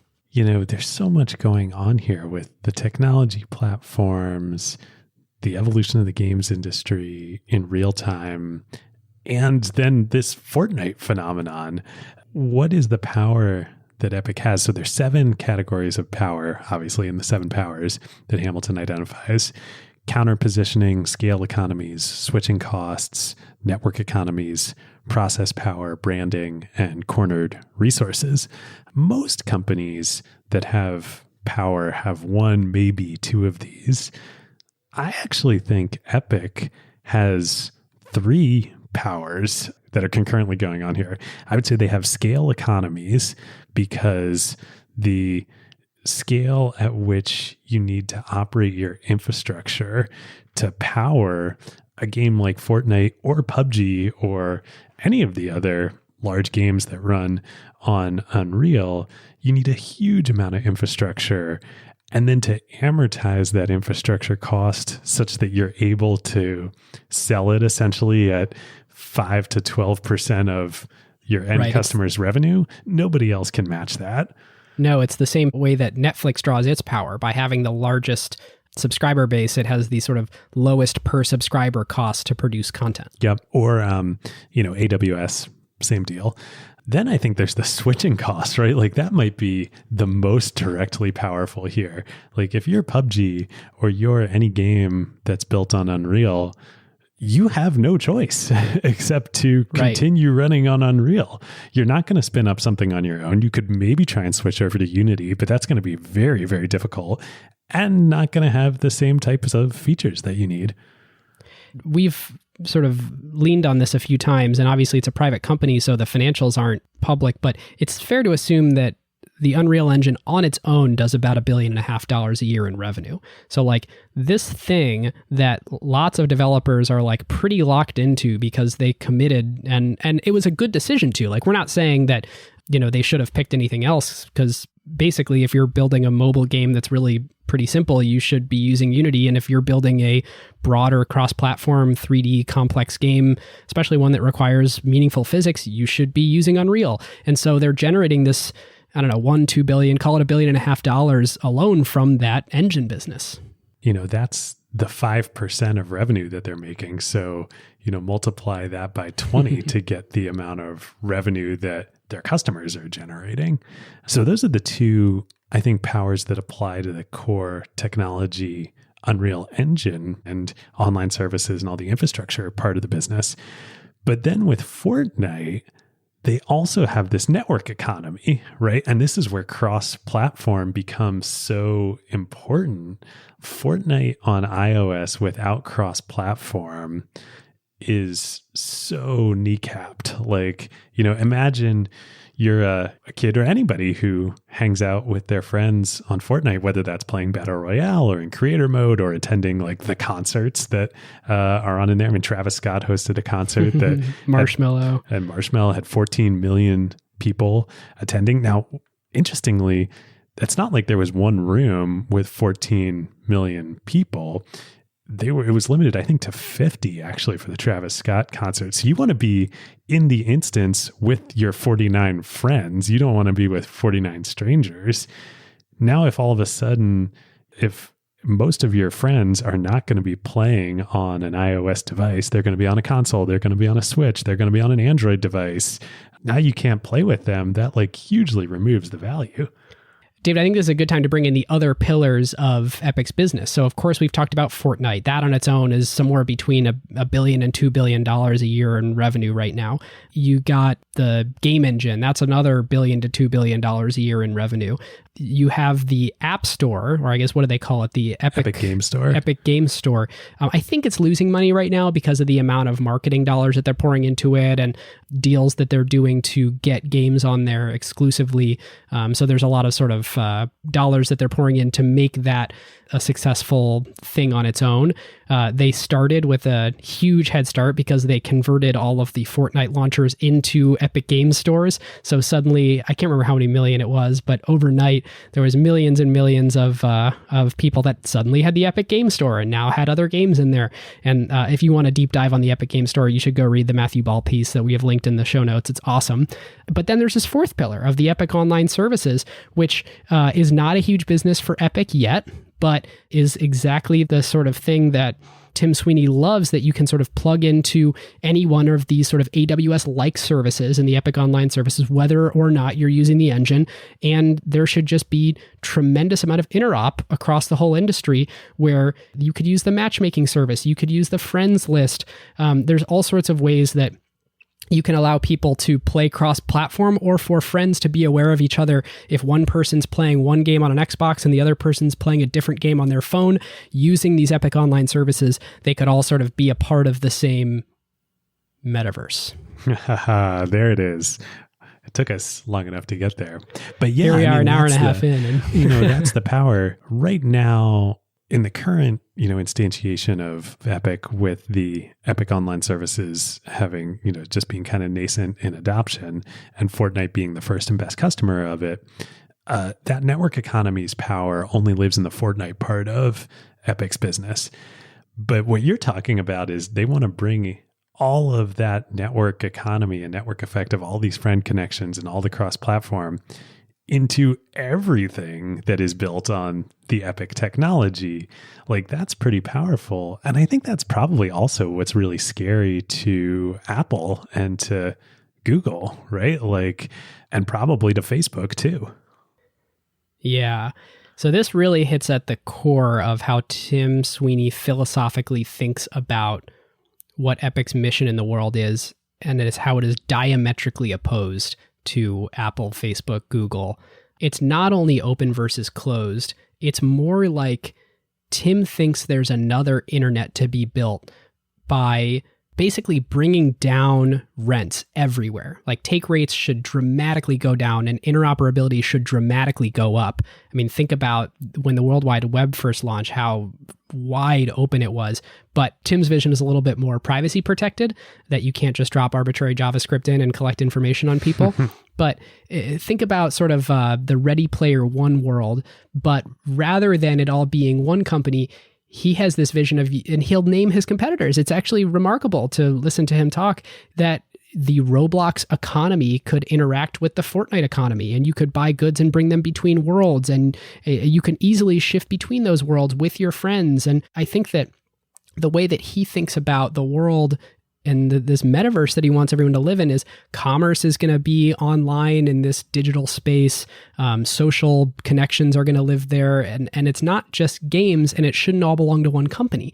And you look at the way that Apple is approaching this particular fight and this whole 30% battle, it is, we are entitled to 30% of everything that happens on our platform. And Tim is pounding his fist and saying, nothing is yours and nothing is ours. Yep. Tim Sweeney, not Tim Cook. He's pounding exactly. his fist. Too many Tims. Yeah. Well, this is... As usual, there's like too many white men in power in our stories, but... Absolutely. Totally. But I think this is what's really cool. And actually, the whole concept of the metaverse and Ready Player One and all that, it's so cool. And people have wanted it to come about for so long. And VR was kind of a head fake around this. VCs got very excited, myself included. It really is actually starting to happen now, just not in the way that anybody expected. Like everything we've talked about so far with all of Epic's technology, the experiences that they make is in the context of thinking about them as games. But we've kind of already crossed the Rubicon. Like they're not just games anymore. I mean, Fortnite has observer mode. Like there's a way, if you don't feel like playing, you can still go get on chat with your friends and watch them play without you having to be involved in the game. It's a hangout place. Yep. And creator mode, where you can create all sorts of experiences and, play them with your friends. And that's what people also do in Roblox. That's what people do in Rec Room. We've had Nick Fight on the show, the CEO of Rec Room. I think this is what Tim is talking about here.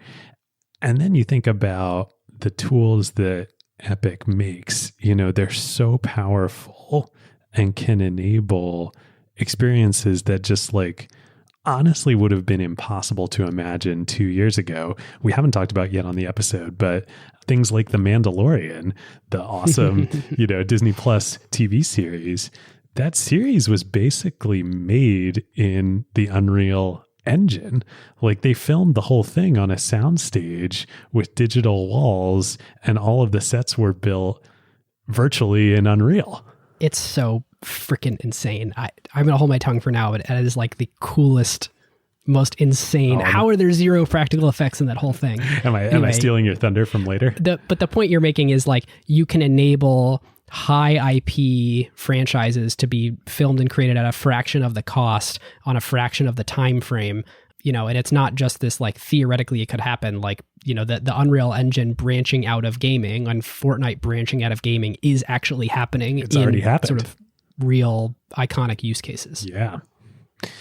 Okay. Any other powers you had on your list? Those were mine too. Awesome. So into the section of what would have happened otherwise. If we were looking at a transaction here, an acquisition, this would be what would have happened if the big company hadn't bought the little company.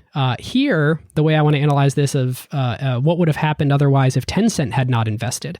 And before we talk about if they hadn't invested, I want to talk about their investment for a moment, because I ran some numbers and holy everything, you guys. This is a crazy investment. And we've covered some crazy investments on this show. I think Nasper's Tencent is one of the all-time best, but this one is like, let's just run through some numbers. Okay, so in 2012, Tencent bought 40% of the company for $330 million. And that 40% stake played forward 6 years in October of 2018 when they raised the round on the valuation of $15 billion. That's now worth $5.4 billion, if I did my dilution math right there.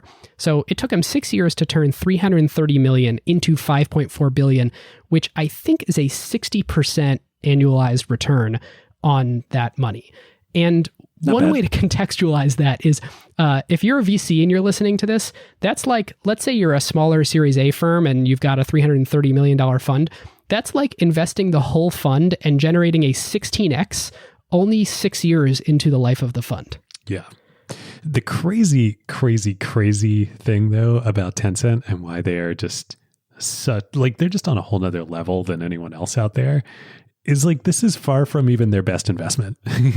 We covered what's probably their best right now. I haven't run the math on Meituan, but in Pinduoduo in 2 episodes ago, that stake I think is worth 20 some odd billion now. And they've invested less than $1 billion. Yeah, it's wild. And like similar order of magnitude for Meituan. unbelievable investors, and they bet huge and with conviction and are often right. Anyway, quiet giant. The other thing that I want to say about that deal, not the 2012 deal, but the 2018 deal, is when they were valued at $15 billion, I hadn't done my research on the company at that point, and I was like, oh my God, people are caught up in the Fortnite hype. This is not going to end well. But in 2018, they did $5.6 billion in revenue, $3 billion of which was profit. So that valuation is 5x EBITDA. Yeah. Like, that's not crazy at all. Not crazy at all. That's I'd be a buyer. It's very rational relative to a lot of these other sort of mid-teens and 20 and 30 and $40 billion valuations that we saw from lots of other companies over the last several years. So, this business grew incredibly quickly, was spitting off cash, and continues to. It reminds me a lot in that way of Zoom.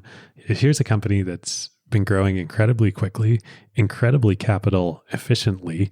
Zoom, I believe, generated over $1 billion in free cash flow last quarter. And you contrast that with all of these other, it's kind of all these other companies out there that are burning capital.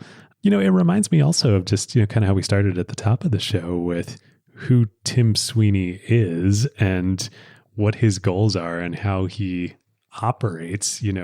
He's not hobnobbing with celebrities, even though he's a billionaire. He's eating Bojangles fried chicken and spending his time building Epic towards his vision and mission for the future. And he bootstrapped for, how long did we say? Was it 22 years, I think, before? 22 years 22 before taking the years 10-cent money. Before taking the 10-cent money. Yeah. So, on the one hand, yes, you're right. It's absolutely this reflection of Tim's personality. On the other hand, we're comparing it to these companies like Uber that are like moving people around their cities, and Fortnite makes money by selling digital hats. Like, they're selling zero marginal cost items that have zero distribution costs, and they're selling a ton of them because of social proof. You're pulling forward a playbook theme. Yeah. But anyway, would Epic be what they are without the 10-cent investment? Absolutely not. Like, if you think back to 2012, probably 2011, when the conversation started, they had no or very little digital distribution expertise. They had most recently shipped Gears of War on some discs to some Xbox customers. They had no live ops experience of running anything like the platforms that they have today that are constantly changing and constantly getting updates and constantly getting new seasons. There's no games as experience. And I think, like, Tim would be the first to tell you. There's a quote that I grabbed here that Tim says, which is Tencent is the number one operator of live games in the world, the number one game publisher in China, and the number 3 internet company in the world. They're not the game developer. Their expertise is how to operate these games on the very large scale and really appeal to customers. And we found that their values are very similar to ours and that we have a great deal that we can learn from them. And I think that was in like the 2013-14 timeframe that he gave that quote. So, I think not only are they investors, but I think the leadership team at Epic thinks of them really as strategic advisors and sort of people who brought them into this Epic 4.0 era of the company. Yeah, it's telling that all of the 3 major strategic moves and then the game development in this new way that have remade Epic all happened after the Tencent investment. And it just underscores too, like, this theme shows up so much, even though it's specific to Tencent. That company has been so misunderstood for so long. When the investment happened in 2012, we didn't talk about this in History and Facts, but a lot of people left the company, left Epic, because they thought that Tencent coming in meant that they were going to turn into Zynga. They thought of Tencent as like, oh, free to play, like, this is not what we want to build. This is not how you build real games. And the reality was that it was totally wrong. It was this whole new vision of a much more sustainable, more democratic way of building games and vision for the industry. And people are only now just starting to wake up to that reality of Tencent. It's absolutely right. Playbook? Playbook. Let's do it. Okay. So Ben, you mentioned a virtual digital zero... selling hats. Zero marginal cost goods. Say more about that. Yeah, so it is literally the greatest business model of all time to have the fixed cost, and frankly, not even the large fixed costs of designing a new piece of virtual garb or a character or a skin or, using the tools that Epic has built. It is not, it is a lot of work for an animator to do this and a rigger and all the other things involved, but like, it's not crazy. It's 1 to 5 people doing it for less than a couple months. And in some cases a day. And then you can sell that thing to 350 million people for like $20 each. And it costs $0 for you to get it to them. Like, it is the most incredible operating leverage that you could possibly have on getting something that takes a very small amount of fixed costs to create relative to its distribution and have zero marginal costs and zero distribution costs in getting it out there. It is like the gods of internet business models come down and knighted Epic and said, you have this privilege to just print dollars, and there's an ATM machine in their backyard that is just spitting out money. And like, I'm assigning zero value judgment on that. I'm just saying the reality of the business that they find themselves in is unbelievable. This theme that low or zero marginal cost goods make for incredible businesses and business models, I feel like is such an important like mega theme that I feel like I've been rediscovering this past year, and we've been discovering on this show. The cool thing is, well, 2 cool things. One, it doesn't only apply to the internet. Once you start to scratch the surface about this idea, you realize it's actually been around for a long time. Right. Media was classic. Media was this. Yep. And reading The Outsiders actually really made me think about this. Media doesn't have the advantage of that software has, where once you, aside from maintenance costs, once you make it, then people keep finding value in it over a pseudo infinite time scale. Like, media generally has a shelf life, and then you have to kind of create more media, which is the same thing in Fortnite, to be fair. It's also, though, it's multiple types of the media business. There's the content part of the media business that you're talking about. There's also, though, the distribution part of the media business. Now, this has vastly changed with the internet, but I think about John Malone and TCI and the cable business. That was a business that had incredibly high fixed costs to literally run the cables and launch the satellites for the distribution of signals. But then once you were a cable operator and you had those lines laid into people's homes, it was literally zero marginal cost to keep charging them $100 a month, every month. Once you start to see this, it's really helped me, I think, evaluate business models and start to foresee what a business model of a company is going to be. And like, no matter how successfully you operate, Hamilton talks a lot about this in 7 Powers. Operational excellence is super important and table stakes for becoming a great company. But you kind of have this ceiling of how great you can be based on the economic characteristics of your business and your industry. And it comes down often to this marginal cost aspect. Well, and if you just look at the FANG, and I don't want to say FANG because I don't think Netflix deserves to be in it.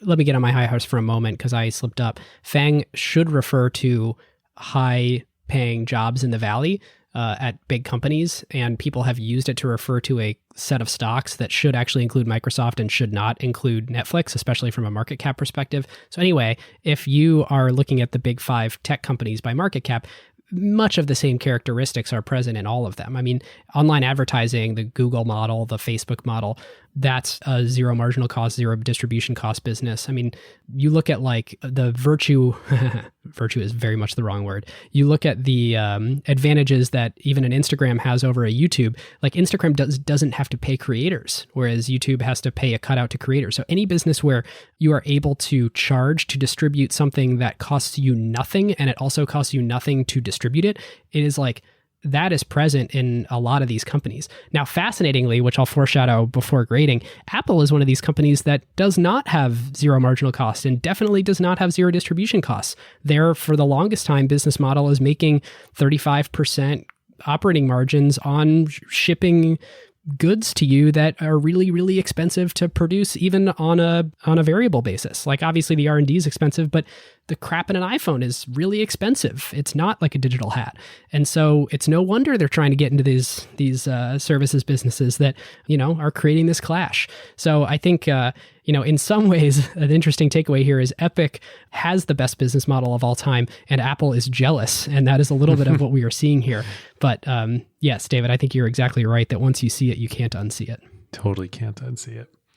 I think there's another theme to highlight here that Epic at first stumbled into with the Unreal Engine, but then Tim Sweeney really got religion around and has driven his whole vision now of letting 1,000 flowers bloom. This is related to the marginal cost aspect of what you're doing. But it's one thing to make games yourself and invest lots of resources into doing that.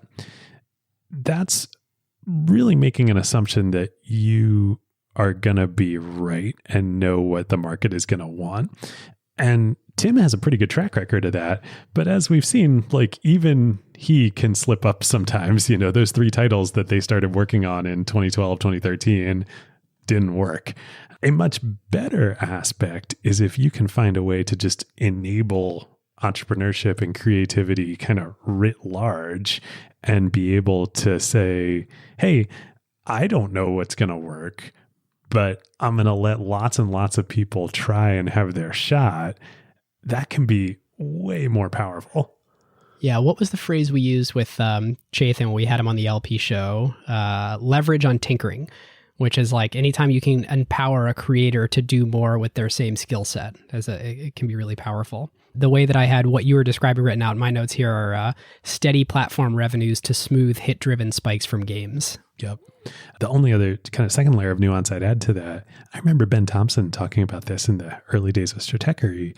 The very best way you can do that is if you can lower the bar to creation and entrepreneurship. And that's what Epic and Tim are really trying to do. They're trying to say, no, you don't need the budget of a Hollywood studio to make an amazing online experience. Yep. That's a great point. Okay. Some other themes that I had here. A few of them roll up under control. One of them is don't be beholden to a publisher. Creative differences with Microsoft over the future of Gears of War is an example of this. And, Epic definitely publishes and develops Fortnite. And so it's important to kind of have the final say. And Tim found a way to do that. It also is interesting if you look at their capital structure. I don't think they could pull the thing that they're pulling with Apple if they were a public company. Like, in stark contrast to the lesson learned from Eventbrite, which was it's nice being public because you have more flexibility when you need to do things like raise capital. It forces more capital allocation discipline than when you have sort of deep pockets from VC money. In this scenario, if he had public shareholders, it's very unlikely, I think, that he could have gone out after Apple in this way, because as we'll talk about, it's likely short-term value destructive. And it's not necessarily clear that it's long-term value creative either. He's doing something on behalf of an ecosystem for value that Epic itself and their shareholders may not get to realize. And so I think this notion of having control so you can sort of do what you want, and I'm sure he very much checked with Tencent and had a deep conversation, especially about what Tencent wants from Apple before doing this. Being a controlling shareholder allows you to do things that you certainly could not do that may pay off compared to being a public company. Yep. Total. I mean, could you imagine what the share price would be doing through all this if this were a public company? Oh my gosh. Yeah. Well, if you look at Apple's only going up. Yeah. Which actually, I think to be fair to the Eventbrite episode, I think Kevin or Julia or maybe both, when we were talking about this, said, yes, there absolutely are situations where being private is better. It's not like being public is better writ large. And this is one of those situations. Right. Yeah, that's a great point. Okay, a couple more. One is that game engines in particular are of a type of product that have incredible inertia, that are hard to build. It's hard to get customers, but then they're almost impossible to displace. Like no one's going to swap out their game engine for a different game engine. And you also aren't going to be able to start a successful competitor to the Unreal Engine right now. Like if you look at when Unity successfully started a game engine, it took off because of the birth of mobile. There was this brand new paradigm where you needed to have an engine with a very different set of resources. We haven't gone deep on this show, but if you're developing a mobile-only game, like you would be pulling your hair out trying to do it just with the Unreal Engine. Like if you're going to do that, it better be worth it because you're also developing for PC and consoles. And the only way to compete with one of those products, once it has momentum behind it, is in a displacement of paradigm. So mobile coming out, and who knows what the next one will be, but it's definitely one of these companies where the sort of inertia around it makes switching basically impossible until the next technology generation. Yep, 100%. Okay, and my last one. So in my notes, I wrote down iteration and compounding.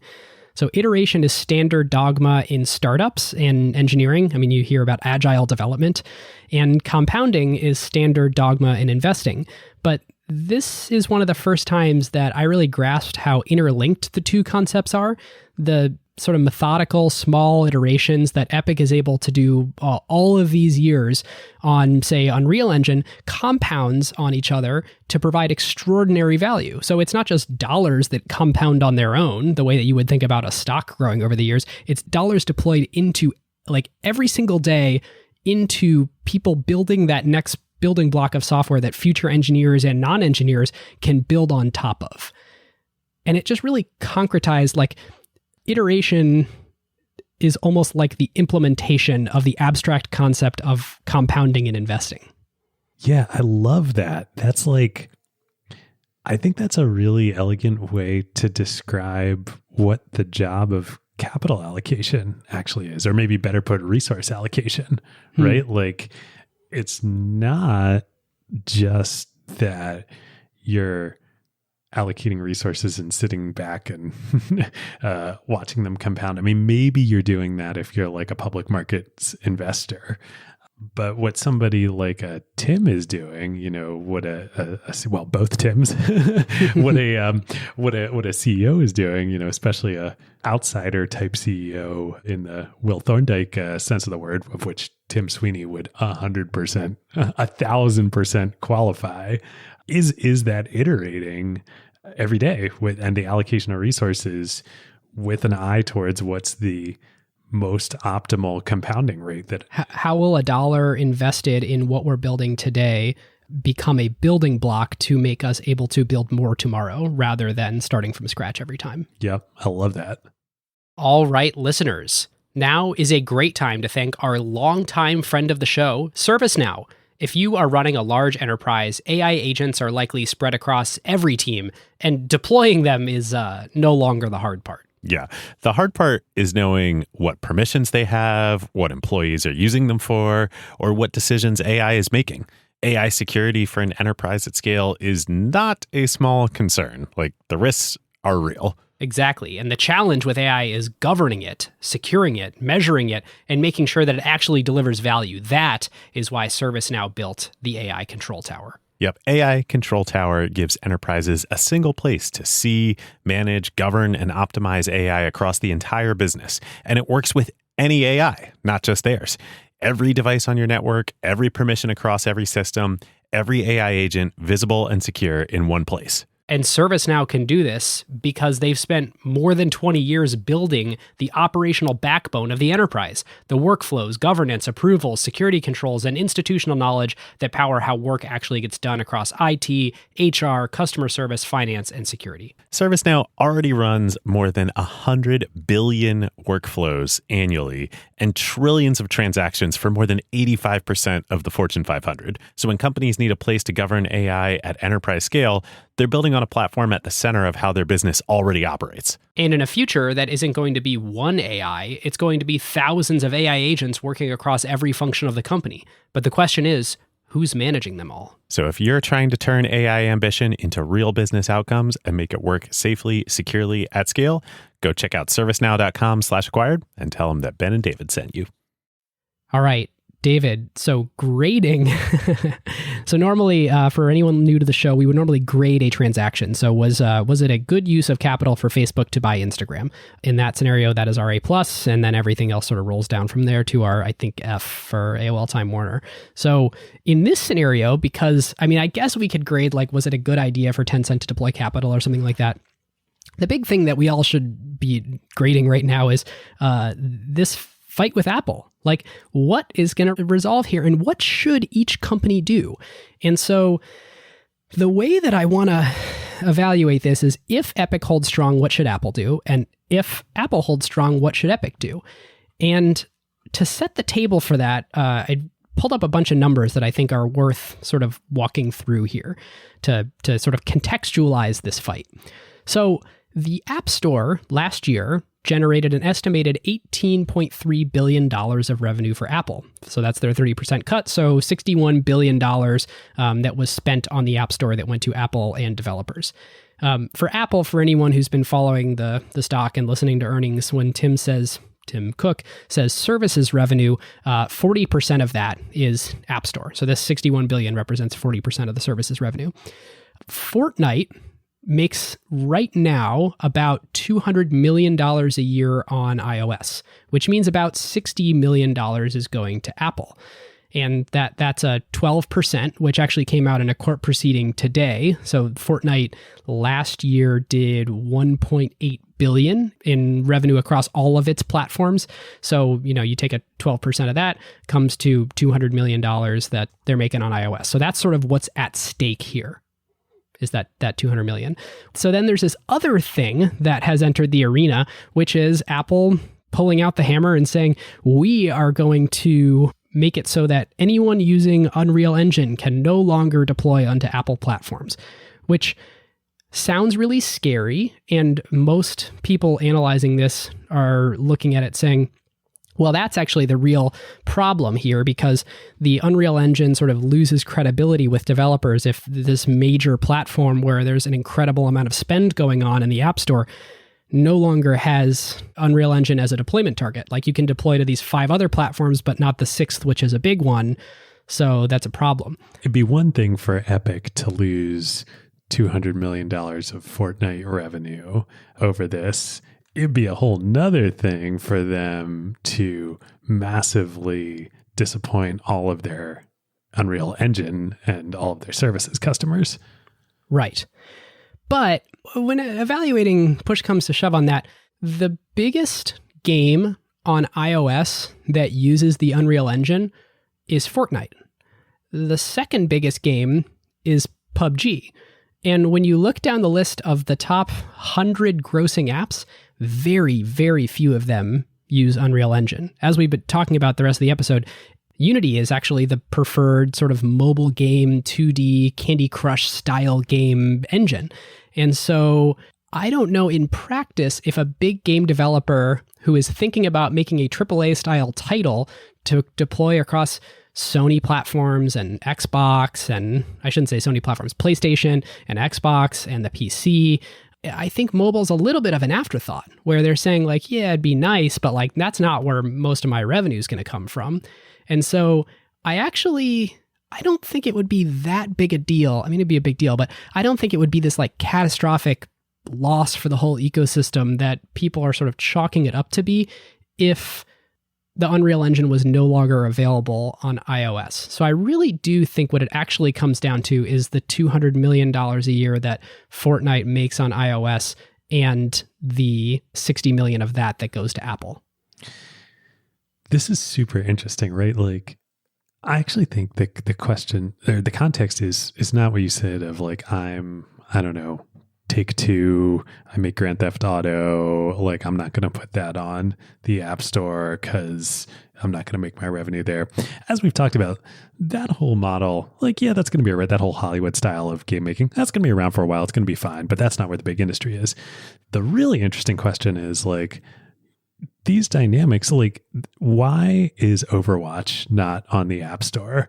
Why is League of Legends not on the App Store? Why is Dota 2 not on the App Store? Why are all these modern game as a service, esports style, true like big winners, big platforms in this era, why are they not on mobile? It's not because of technical limitations. An iPad or an iPhone 11 Pro like is very, very capable of running these things. And so it's only moderately because of tech. It's more like it's really difficult. Like it better be really worth it if you're going to go and do all the hoops to make it actually run on those devices and modify all your input controls to be touch and not have the WASD controls and all that. Totally. But doable. I mean, Tencent's done it with Honor of Kings in China. Yeah, totally. And I played Fortnite on my phone last week. Yep, totally. So it's doable. I think the reason that it hasn't happened is because of this economics issue, right? Like if you're operating your game as a service and making revenue in a SaaS-like manner through subscriptions and or virtual good economies, you don't want to pay 30% to Apple or Google. Like that's just a non-starter. Actually, I think Apple's kind of like zooming out even more. One of the kind of big failures of Apple and Android too, in a different way, but really Apple, is that they had an opportunity to have iOS devices, which sort of became the Uber device that ate lots of other specialized niche electronic pieces. They had the opportunity to eat game consoles as well, but that never happened. And I think this is the reason why. Yeah, instead they segmented it and they ate a lot of handheld gaming. The Switch has still done well, but there are mobile type games that have done exceedingly well. Facebook gaming and web gaming. Yeah. Oh, that's a great way to put it. The Candy Crushes of the world. I think those types of games are still the most played, even more so than Fortnite. But you're right that they could have eaten AAA titles too, and they didn't. And the question is, I do think there's some combination of like the devices aren't that great of a user experience to be playing those types of games. So the developer has to like jump through extra hoops to make it a better experience, and then it still doesn't feel totally right. To your point, Honor of Kings did work. So, but you're right that like the economic model is just not as appealing. Right. Like, again, because these games are network economies, it's in the developer's interest to want to have as large an addressable audience of potential players as possible. And the mobile platforms have so large installed bases that like they should want to be on these things. But, so anyway, what should each party do here? So here's my straw man. So let's right now say that the courts hold that Apple can't drag the Unreal Engine into this. And let's say Epic holds strong and decides that we are going to leave the version in the App Store that lets me buy directly from Epic, and what should be done there.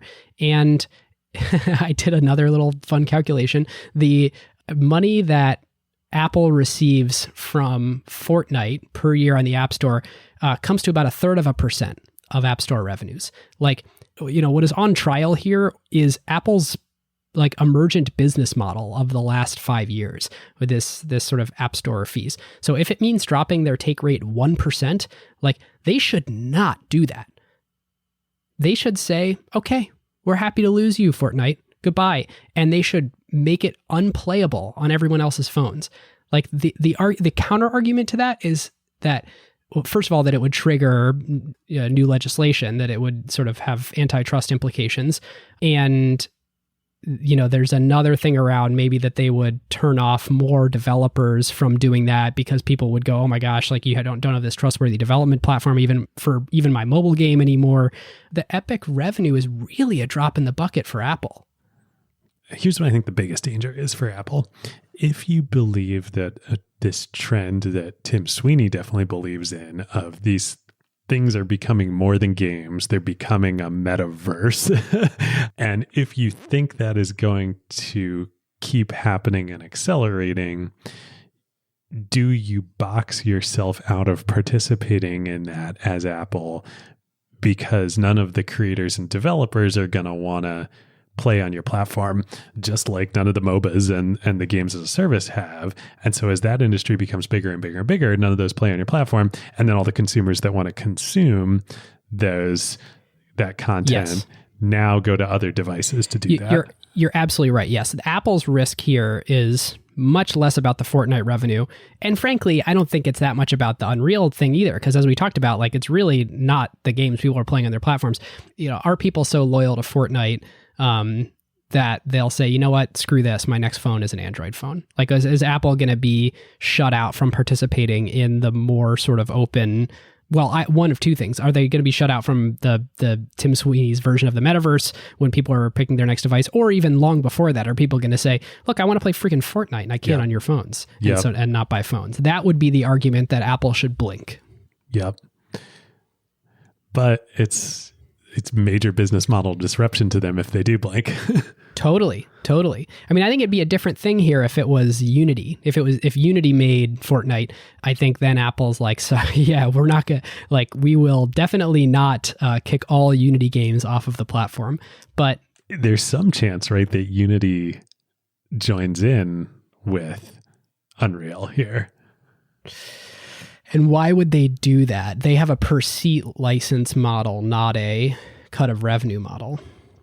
Frankly, I mean, without having studied Unity enough, they may want to switch to the cut of revenue model at some point. I mean, actually, if anything, like, it's sort of surprising that Unreal is the one with the cut of revenue model, given that they are the high-end platform and Unity is the SaaS model, given that they're the low-end platform. You would think that as a low-end platform, you'd want as many developers coming onto the platform as possible, and thus you wouldn't want to have any incentive or any barrier for them not to. Now, I think you can start using Unity for pretty low or no fees as an indie developer. Yeah, that's an interesting point too. Getting back to if Epic refuses to blink and then Apple kicks them off. So obviously some kind of compromise is the best thing for everyone, including customers. It's only 12% of Fortnite's revenue. Like, it would suck to lose out on that revenue, but it's also not the end of the world. Like, it's not where most people are playing Fortnite. And so to me, is it that bad for Fortnite to not be on your iPhone?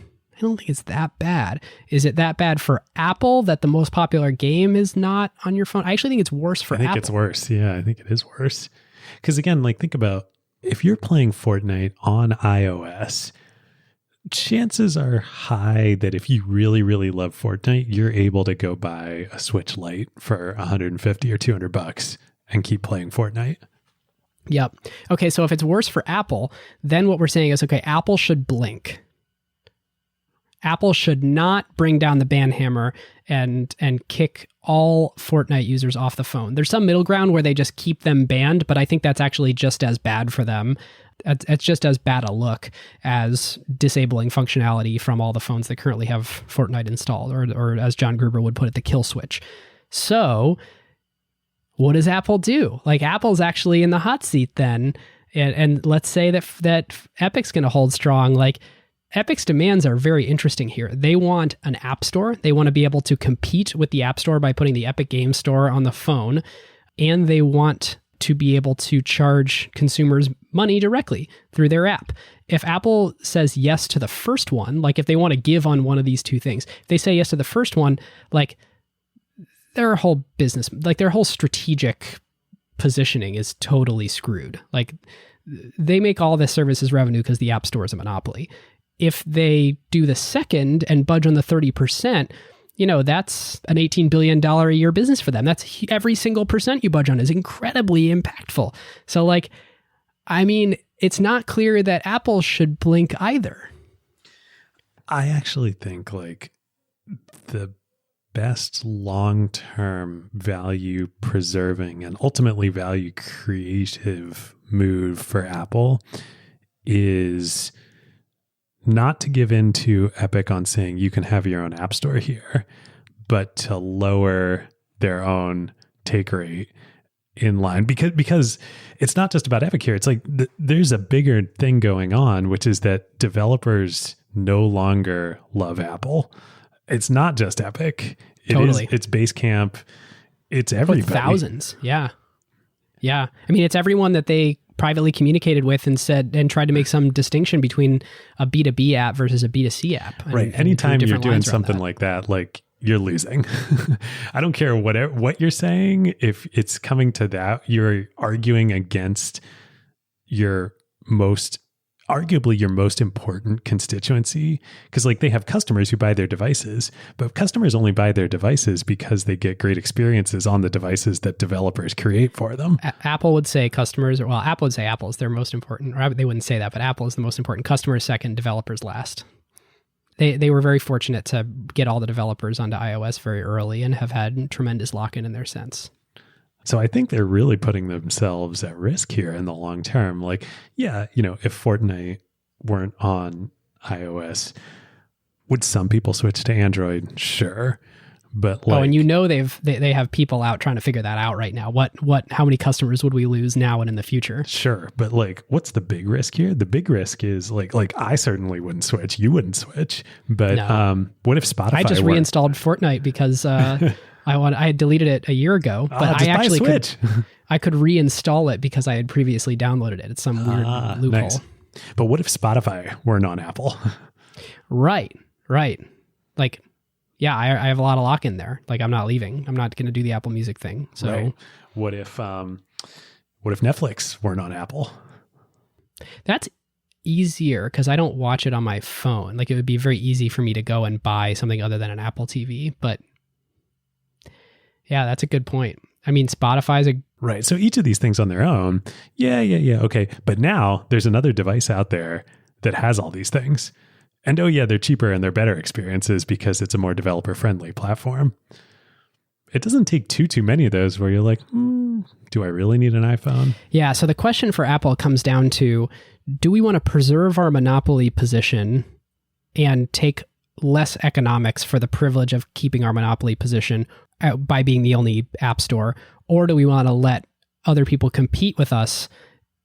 And in that case, we're just going to get competed down on price anyway.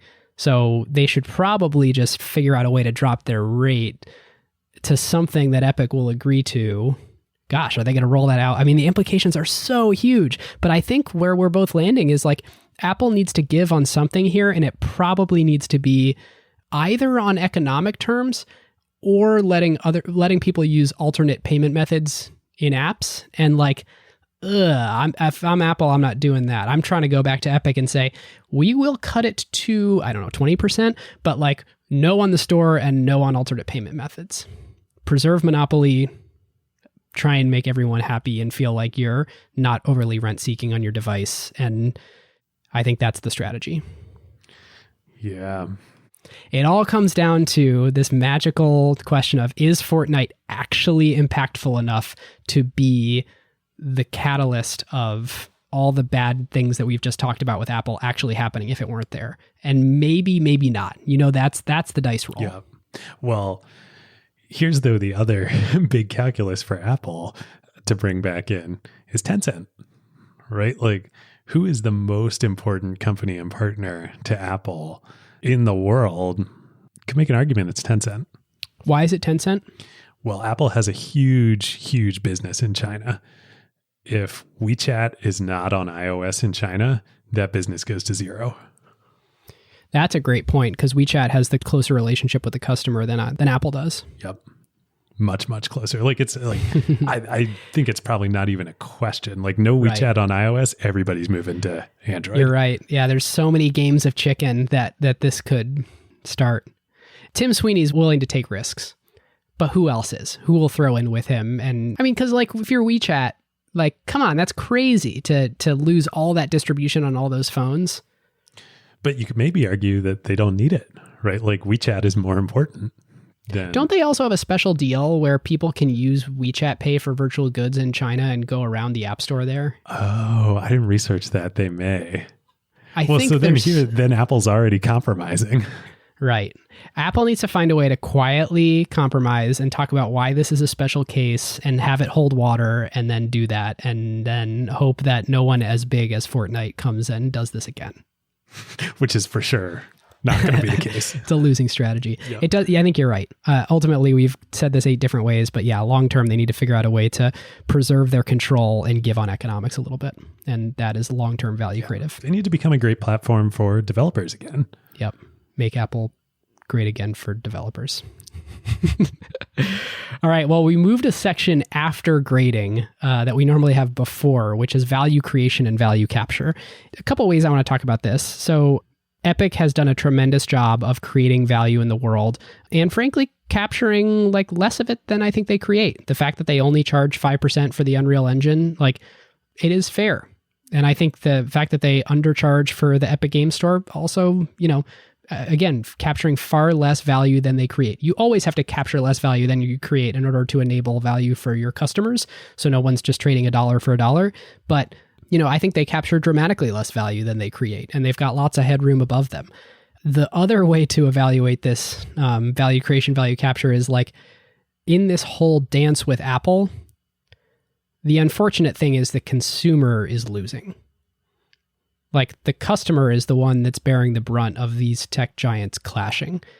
And that's, value destructive ultimately for the end user, that these tech giants are at war over who gets what economics. Yeah. Well, and that's also a game, where regulation and the government comes into play. And in that part of the game, the deck is stacked against the big tech companies, right? Like, are regulators really gonna say, oh no, you independent, much smaller business in North Carolina, like you are being unfair to Apple here? No way. This $17 billion business is being mean to the $2.2 trillion business. Also, I do want to point out, Apple grew by 10 epics this week. Wow. The scale is just unbelievable with these. Compound interest continues to blow my mind. And yeah.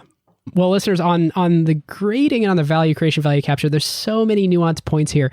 We would love to hear from you. So you should join us in the Acquired Slack, acquired.fm/Slack, or just go to our website and talk about it. Or we'd love to, chat on Twitter too. We're at AcquiredFM. I think there's obviously the situation changes every day. There's probably going to be new news that comes out between this episode and, recording and release. But also there's just lots of nuanced points here. So we'd love to hear your perspective on what we sort of missed. All right, listeners, now is a great time to talk about one of our favorite companies, Statsig. Yes, longtime acquired partner. There is a reason why the best product teams at companies like OpenAI and Notion, Atlassian, Figma, Rippling, Brex, and more rely on Statsig, whether they are iterating on their core product features or shipping AI-powered experiences at scale. Yep. In the crazy speed of today's AI world, shipping fast is just table stakes now. It's basically trivial to build and deploy your app constantly. The real advantage is how quickly you learn what changes actually created value for customers and how fast you can use that signal to guide what you ship next. Whether it's a feature tweak, a pricing change, a performance improvement, or an AI update like a model change or prompt adjustment, they're not relying on instinct. They're measuring what actually moved engagement, retention, and ultimately revenue. And as more teams build with AI, that learning loop becomes even more important. Building with LLMs introduces non-determinism into your product experience. The same input doesn't always produce the same output, and behavior can shift in subtle ways in real-world use.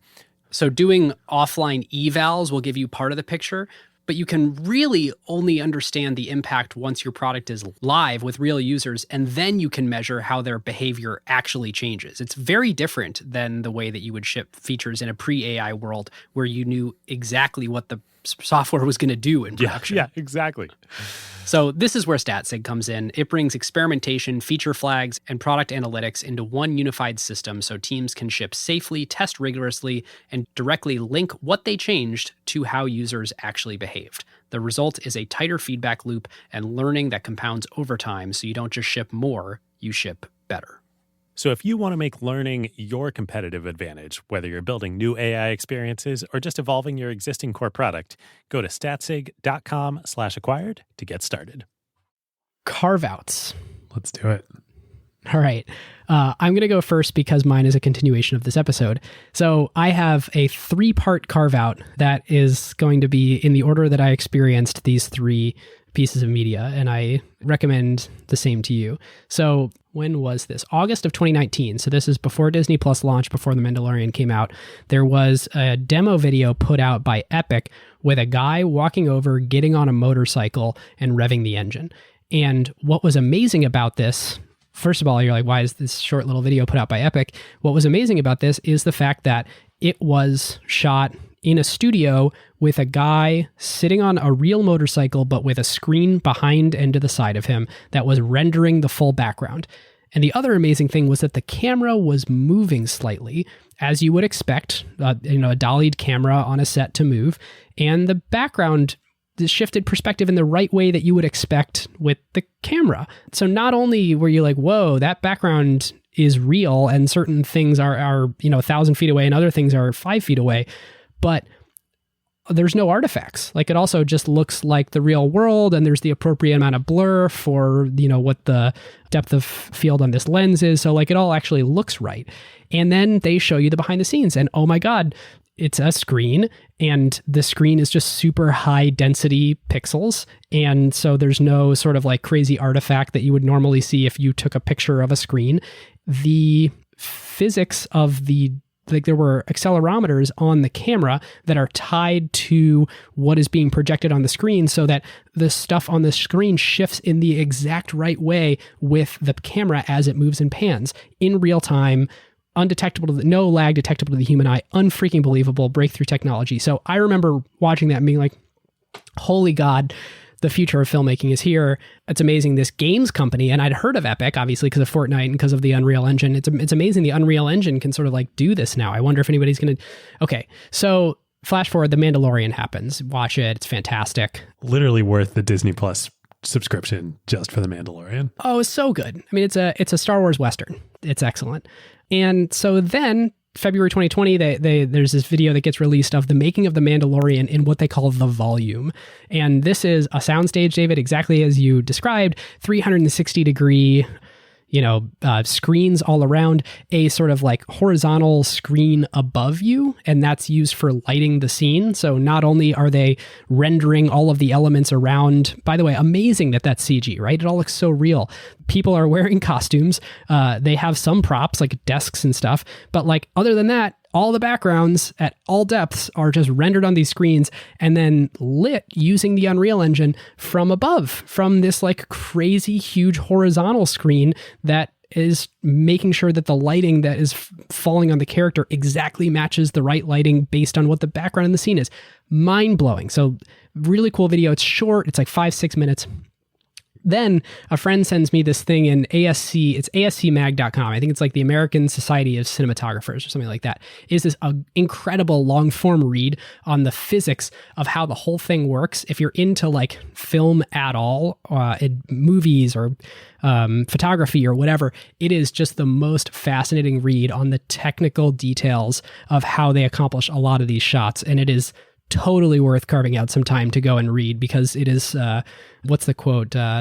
Sufficiently developed technology is indistinguishable from magic, something along those lines, is absolutely true. And I am so amped up about Unreal and the future of filmmaking.